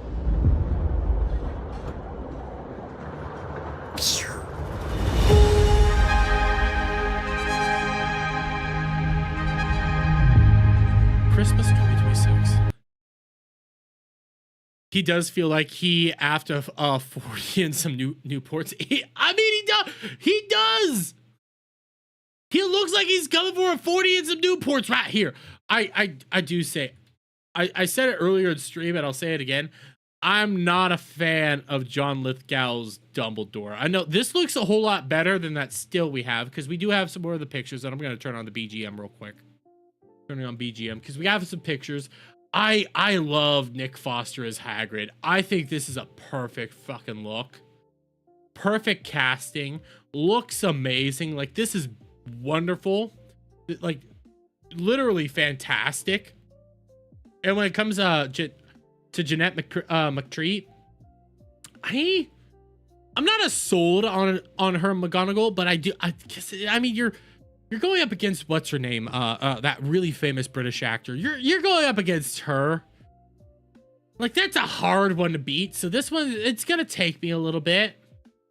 But then you come over here. I'm not sold on John Lithgow. I like the casting, but I don't like the look. It look like this. When it comes here, it looks better with the lighting, the actual like scenery and everything, like in movement, it looks better. When I'm looking here, it looks kind of more like a comic, like a comical wizard versus an actual wise old man. It looks like a stereotypical joke wizard. And that's a personal thing here. That's just how I take it. It doesn't look so wise, it looks more goofy. And then you got We Was Kangs here. You got We Was Kangs here. I'm sorry, there's no getting around how he looks. From the sideways wand to this now, he looks like he's creeping on me. I look like I should be scared. I look like I should be walking around down the other side of Diagon Alley. Like, come the fuck on. It looks so comical. He looks like XP to level 3 wizard run through. It looks so freaking bad. This is a joke at this point in time, the way you see him. Like, everything else looked good. The shot that you had of the obvious Malthoid. I could see if I could get that shot again. Let me see if I can get it. Like there was the obvious Malthoid actor. It was prior to this right there. Like this. Oh, I fucking love this. The obvious Malfoy. You get the kids. Like the kids. I'm a little torn on Harry, to be honest here. I'm a little torn on Harry. There's something about it that it works for the age and stuff, but there's just something about him that it looks a little off. It looks a little goofy. Just a little. It's a personal thing. I love how Hermione looks. Ron looks good. I think maybe it's the glasses. It might just be the glasses that are doing it with me with the Harry actor. All in all, good casting still. I think it might just be that glasses personally. That might just be my thing. But all in all, I do have to say, I mean, what's gonna end up happening? I mean, it's gonna end up happening. I mean, just look at him. He over here creeping on the Wild Wizards. He wants them Wild Wizards. Them white mudbloods. That's what he wants. A half-blood prince here wants them white women. That's what he wants. It's just... I also don't really have very much hope, though, for this show. I do know that it has been reported, and I didn't bring it up, but it has been reported that the show, which should be, you know, yearly, it should be an annual release, they're now starting to talk about how it's going to be multiple seasons in between each one. Bro is using potion class to make crack. Oh, garbage. Crap, he is the potions teacher. He's the potions teacher. No wonder he looks the way he does. He's the potions teacher. I forgot. Oh my god. We're just like that little bit there. Like a lot of this I liked. I'm not gonna lie. A lot of this I liked. I'm not sold. I'll fully say I'm not sold on what it is that I'm seeing here. But at the same time, are you a rapper, Wizzy? Harry? Are you a rapper? At the same time, I'm in a positive move here with just the way it looks. There are still serious issues. There are still serious issues. It's been reported that they're adding more to the story, which makes you go like, what are you guys going to be removing? What are you guys going to be adding? Where are we going with this? Like there's some weird stuff, but we will see where this goes, and I'll see you guys on the next one for that one. And I see Kicks getting going off right now. You're bought out.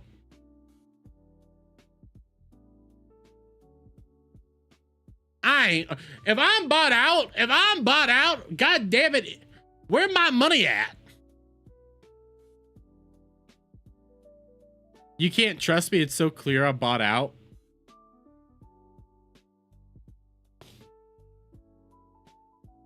Who am I playing? Dude, are you a rapper? No. By the way, add to block. Yes. The more you ask that, the way that you are putting that one down there, get him out.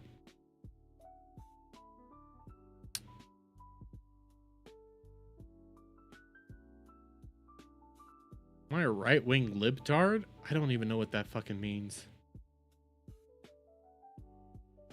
I don't even know what that fucking means. But anyways, shout out Alpha Omega. I see you coming into chat. How are you? How are you? God, I really need to take a piss. I really need to take a piss. Just because it's not instant condemnation means bought out. It might, listen, I don't know if it means I'm bought out, but I'm just gonna say it might be somebody trying to say that, you know, Israel bought me. Which, if Israel bought me, all I'm gonna say is, where's my $7,000, BB? Where's my 7K? Motherfucker? Where my 7K at? I want my 7K. If I'm bought out, what the fuck? Plus, my Jew is bad. I don't get the views. Or is it because it wasn't instant support? I can't tell anymore. Dodo, the fuck, how can you be a right-wing libtard? I don't know. I don't know. I don't know. Is it because I have my orange king back here? My Trumpy trout, which I gladly bought. And I prominently show off? I don't know. At sometimes, Fashizi, you just gotta accept the retards out there. I believe what I believe. If you don't want to believe what I believe, that's okay. I'm not gonna cry about it. I'm on the right. Objectively, I call out bullshit all the time. I can't even have some liberal views personally. Some weird ones. Like, I'm not anti-weed, but I don't want it legalized. But that's predominantly because I saw how it worked in Colorado, being from Kansas. I don't want Kansas to become Colorado. I might not hate weed. I might have pervaded myself. I don't want it legalized. Don't.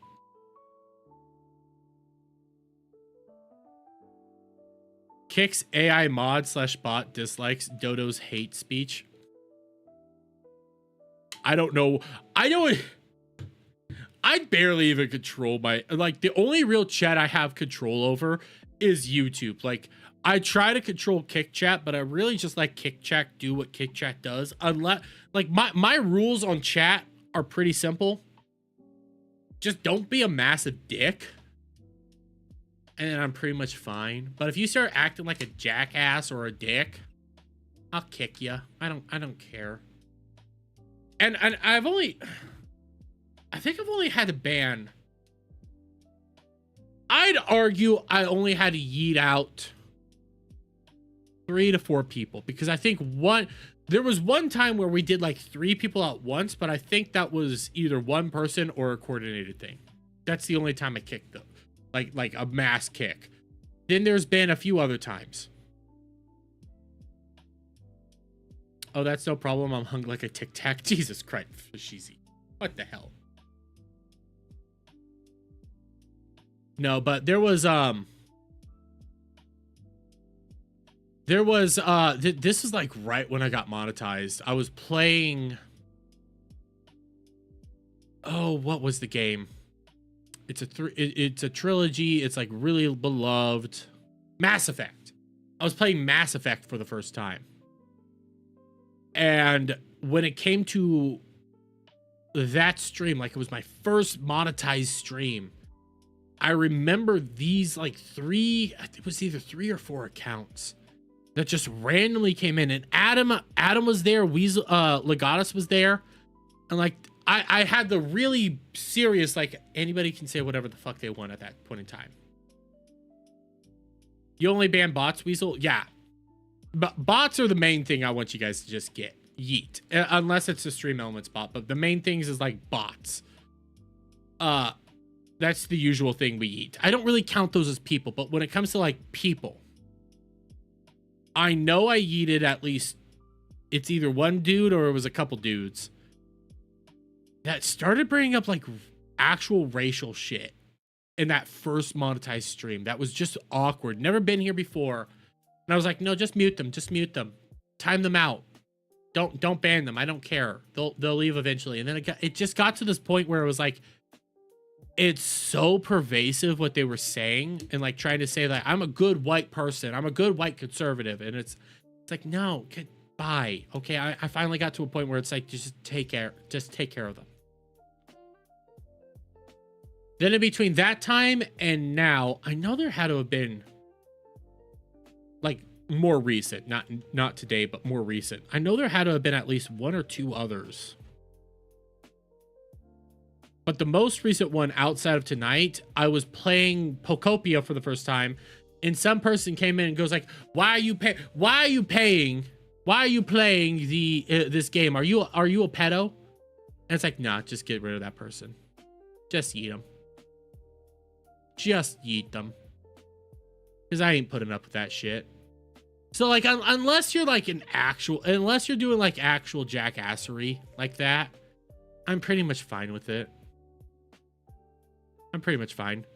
Did they say Hodor has a giant has giant's blood, I will kick you. No, I won't. Inward tower time. No! No! No inward towers! Those can get me in trouble. Those can get me in big troubles. No inwards. But okay, I got one last thing. I got one last thing before we head out for the night. Okay, I got one more.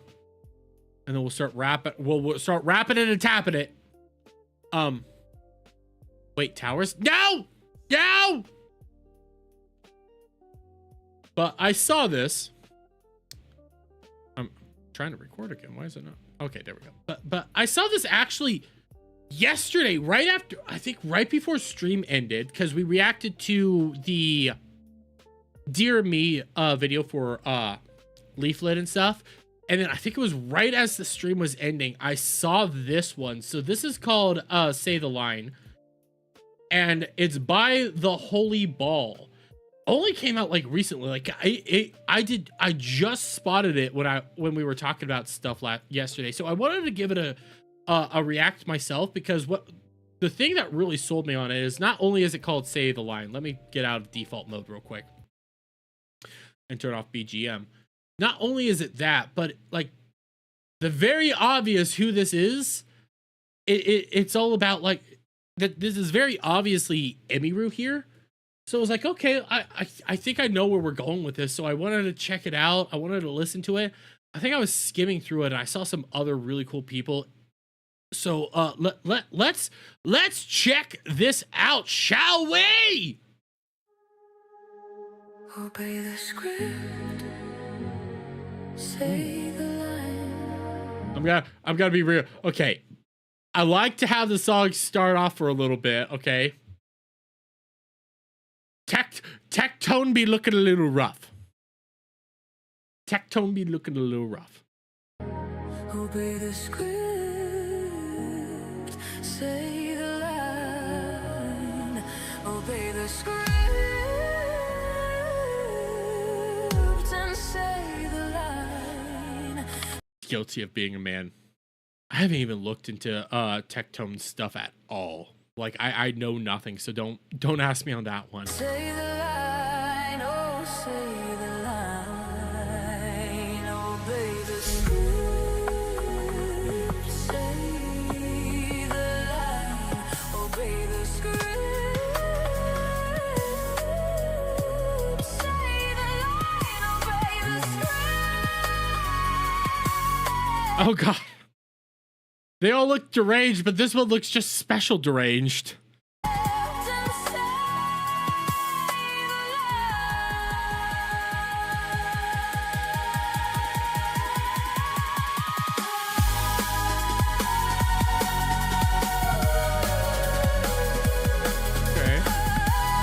What would we be doing? Corrupt level. Okay.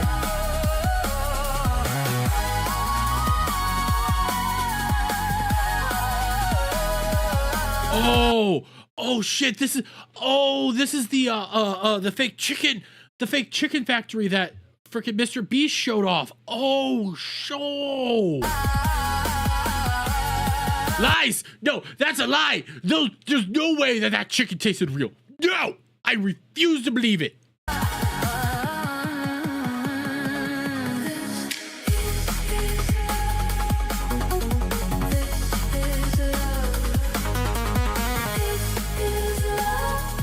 Oh, that's supposed to be the CEO stuff.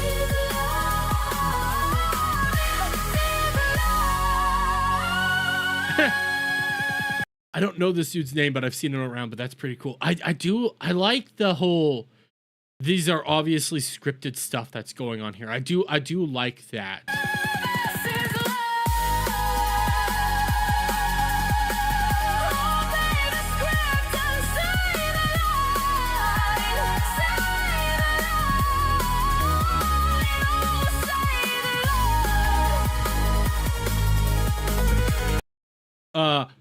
Companies in line: Twitchy, Mythic Kneebenders, Advanced GG. Ooh, Makeship. Oh yeah, I never talked about the Makeship shit. Oh god. Oh, I never talked about that stuff. That stuff went wild. Oh fuck.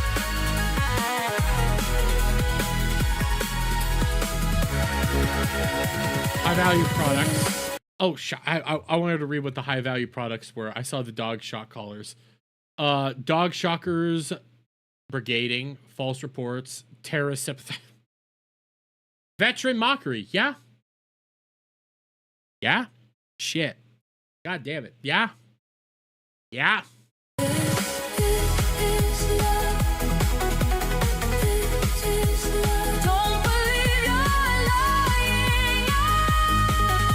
That's supposed to be Ember? Hassan! Fuck you!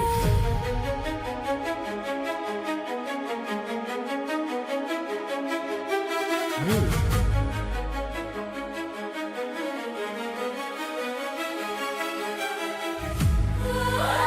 Sky Bros!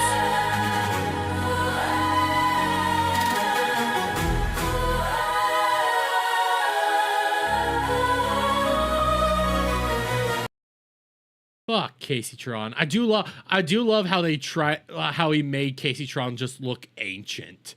The ancient booby streamer. I do love this, and I like the kind of 1980. Is it 1984?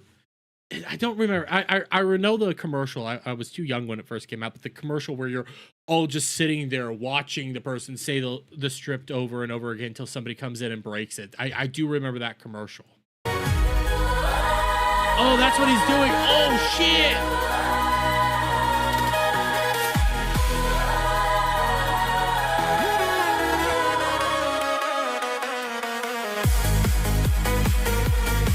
Why is there a penis? Sorry, I had to say it. It kind of looks like a penis. Okay, golden orb.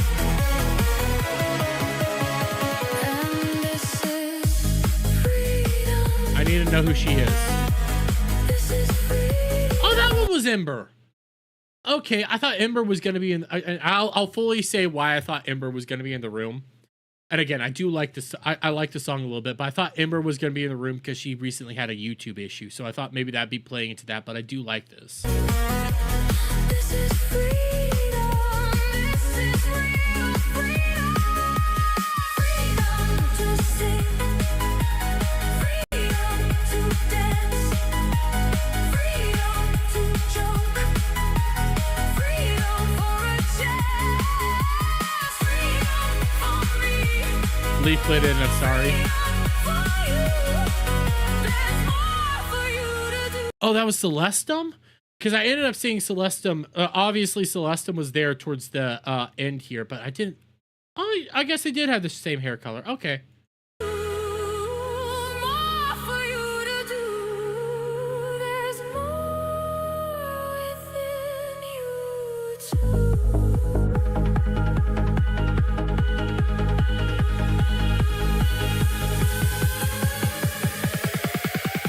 Oh, that was Powder. Okay.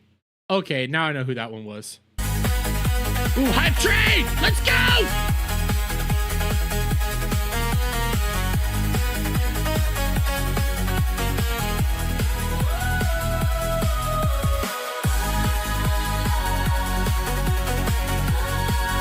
That's not Amelia.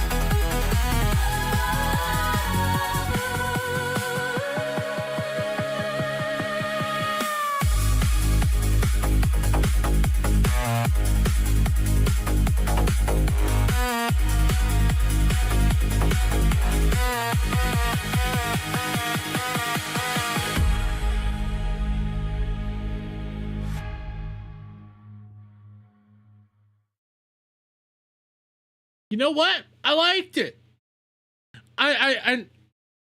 It's more the memer style, and I think I'm gonna start trying to break them down via styles. Like there's some of the songs that have like the really good in-depth lyrics and musical notions and stuff like there. Because I'm really loving these. I'm really loving all of these songs right now. And by the way, again, I always like to drop the links, guys. I always drop these links if I can grab it. I think I do have it, but I drop them in the chat and it'll also be in the description of the video of my reaction.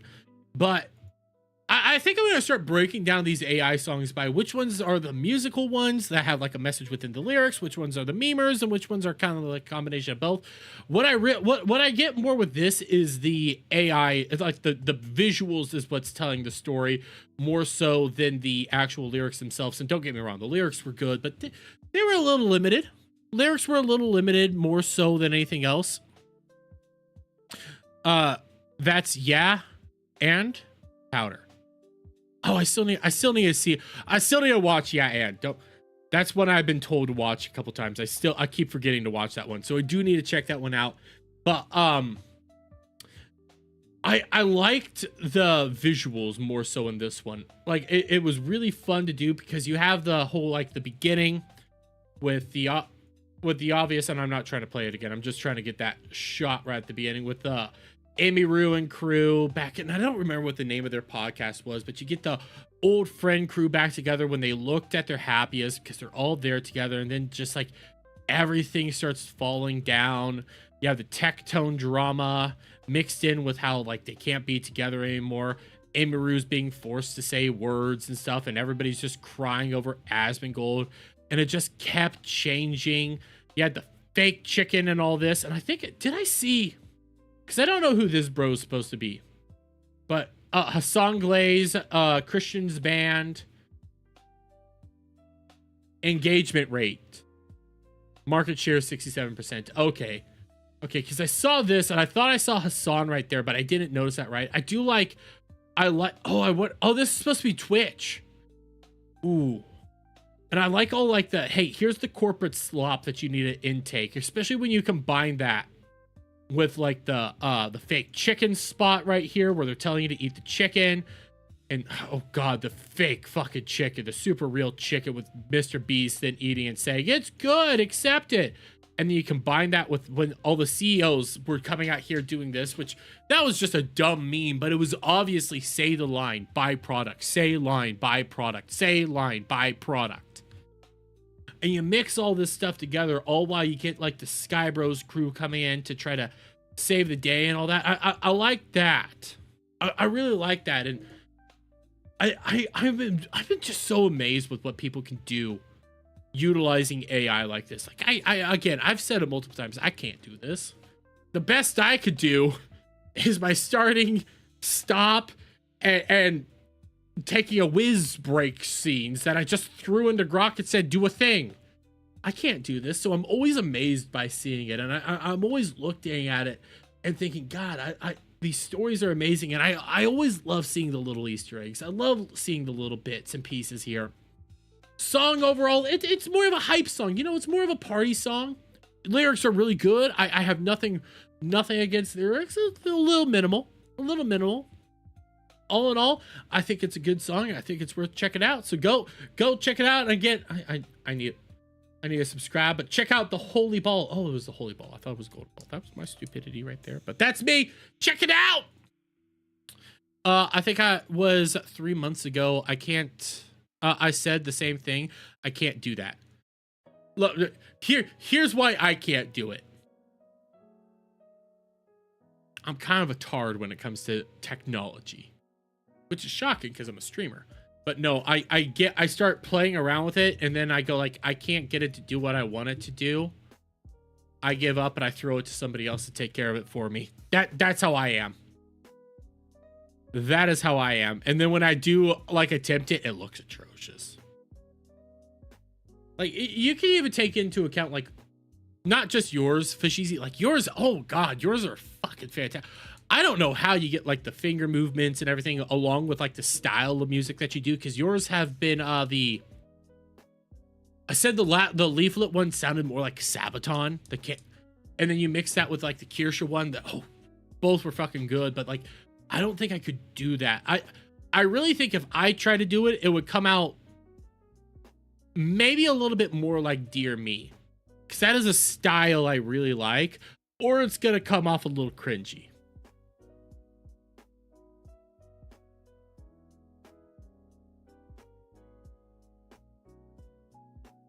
That's fair, Dash. That's fair. Oh, you put out a next one? Oh, DM. Fashizi, if you have X, DM it to me. I'll react to it. Won't be tomorrow. I'll probably try to do it before not Among Us, Repo on Friday, because right now streams are like that. So I'll probably try to hit that before Repo, before I get drunk and angry.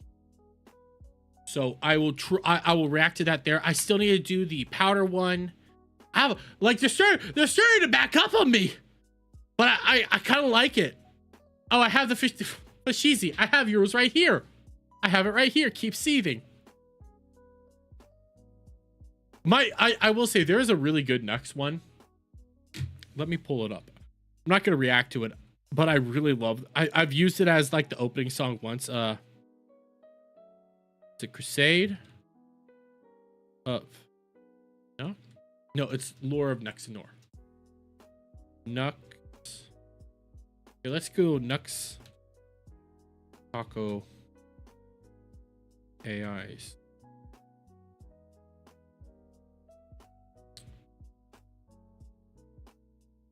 Go. I can't spell Nux. That's my problem. Yeah, where is it? I had it. Let me make sure I'm typing in Nux right. So give me a second.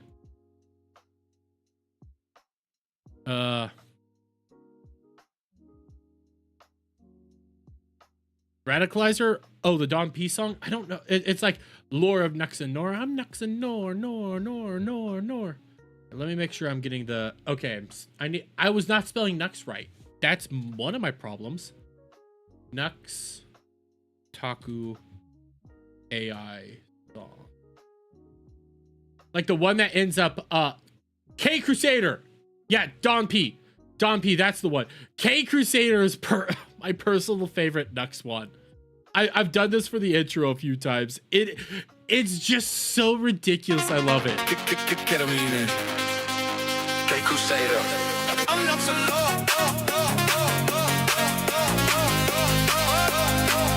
Yeah. I don't know. This was just so fun. It's just so fun, super enjoyable. It's also just wild. There's some moments where the AI just screws them up a little bit, but you laugh at it because it's just so funny. And you get like the all my billies shouting more when you have all like you have this not a secret Jew tunnel and all those billies are coming out. I fucking love this one. I don't know what it is. There's just something enjoyable about it. Yeah, that's Don P. Lord Nuxanor. Oh, I fucking love it. K Crusader. Radicalizer. Let's see. Next Taku. I'm gonna throw these. I'm gonna make a special playlist, and I'm just gonna have to go through all these. Radicalizer.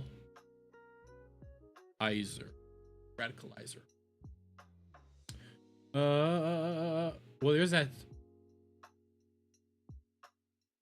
No, this is him. Is this him reacting to it? Next Taku checks Radicalizer. No.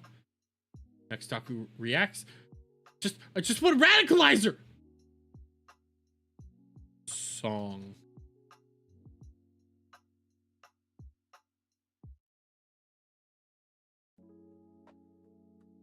Not finding it. It's fighting me. Unless, did you DM this one to me? Because you might have DM'd this one to me. Radicalizer. I see the song. Where's the link to the song?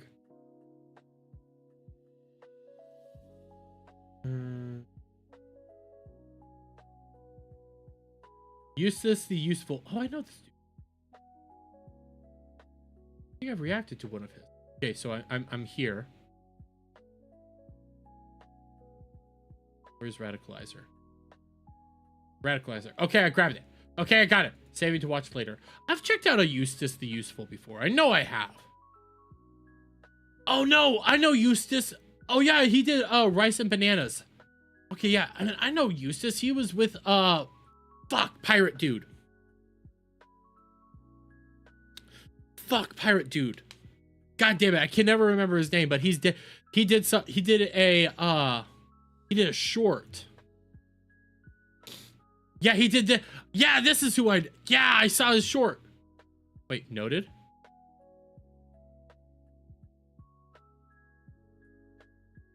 Keen. That's who I was thinking of. Keen's a cool dude. But here, before I leave, I just want to check out what's noted. But the thing is, the N-word was actually uttered after the stabbing, after the victim was bleeding from his serious injury, and yet that was still enough to convince a jury to vote not guilty. Yep, and that's pretty much my whole thought process here. I'm thinking, since the officer here called her a bitch, that she should just sue, and the jury will find her not dead. Shit. Okay, that's a dumb joke, but I approve. I approve. Dumb joke, but I approve. Okay. I'm sorry. I saw that. I see fucking actual I see Sean there. I'm like, oh, what is this? Oh, that's actually more funny. It's more funny than I thought, but okay. By the way, I'm already pissed off. I reacted to the fucking Baby No Money shit on, was it Monday? Yeah, it was Monday. I reacted to Baby No fucking Money shit on Monday. Or just boiled down to, I think the dude's sleazy. I have his goddamn shorts popping up in my goddamn feed now, and I hate it. Stop giving me Baby No Money shorts. I don't like his music. I think he's overrated. I think he's a fucking sleazy, a dude that just wants clout no matter fucking what. Quit giving me his shorts, please. I hate it so much. I don't want no more Baby No Money. I don't like his music. I think it's garbage. Oh, Fajizi, I just saw. I never saw this one from Fajizi. Another one of your songs just pulled up for me. Pull them up. I'm gonna have to check that one out. But okay. I need to start wrapping it up because I still have to edit the videos for tomorrow and all that. By the way, tomorrow, Baby No Money just regrets working with real artists. Dude, I can't stand his music. Why is my... That was weird. Why did my BGM go down? I can't stand Baby No Money so much. He's just so annoying. Pull Him Up was the first of the band videos. It literally just came up on my For You page. So shout out to you. I'll be reacting to that one soon. Yeah, I'm trying to adjust the BGM now because I had it set, but okay, I need to wrap it up. So tomorrow night, guys, reminder for tomorrow night, there is no Chaturday, but there will be Anime Odyssey with good buddy Adam the Renaissance Nerd, where we're gonna be talking I can never say the name of the anime. Gachikatu. Gachi trash anime. We're talking trash anime, which is fucking fantastic, and I'm excited because both Adam and I really love that anime. It's a newer anime. If you guys haven't seen it yet, what the fuck's wrong with you? Seriously, go watch that. Even more, Mori Calliope sang the second intro to this fucking song. It's to the show. It's fucking awesome. High octane, enjoyable, great story. Looking forward to it. Then after that, we'll also be talking more One Piece. So check that out tomorrow, guys. Then Friday, yes, we're playing some more. Almost said Among Us again. Repo with our good buddy Dom, because he's back from the MegaCon meetup. So it's his favorite game ever, so we're going to ruin his day. Is what it is. But in the meantime, guys, you all have a lovely night. Have a lovely time wherever it is in the world that you guys might be at. Shout out to all of you in chat. You are what makes this all go round. And I'll see you guys on the next one. Bye for now.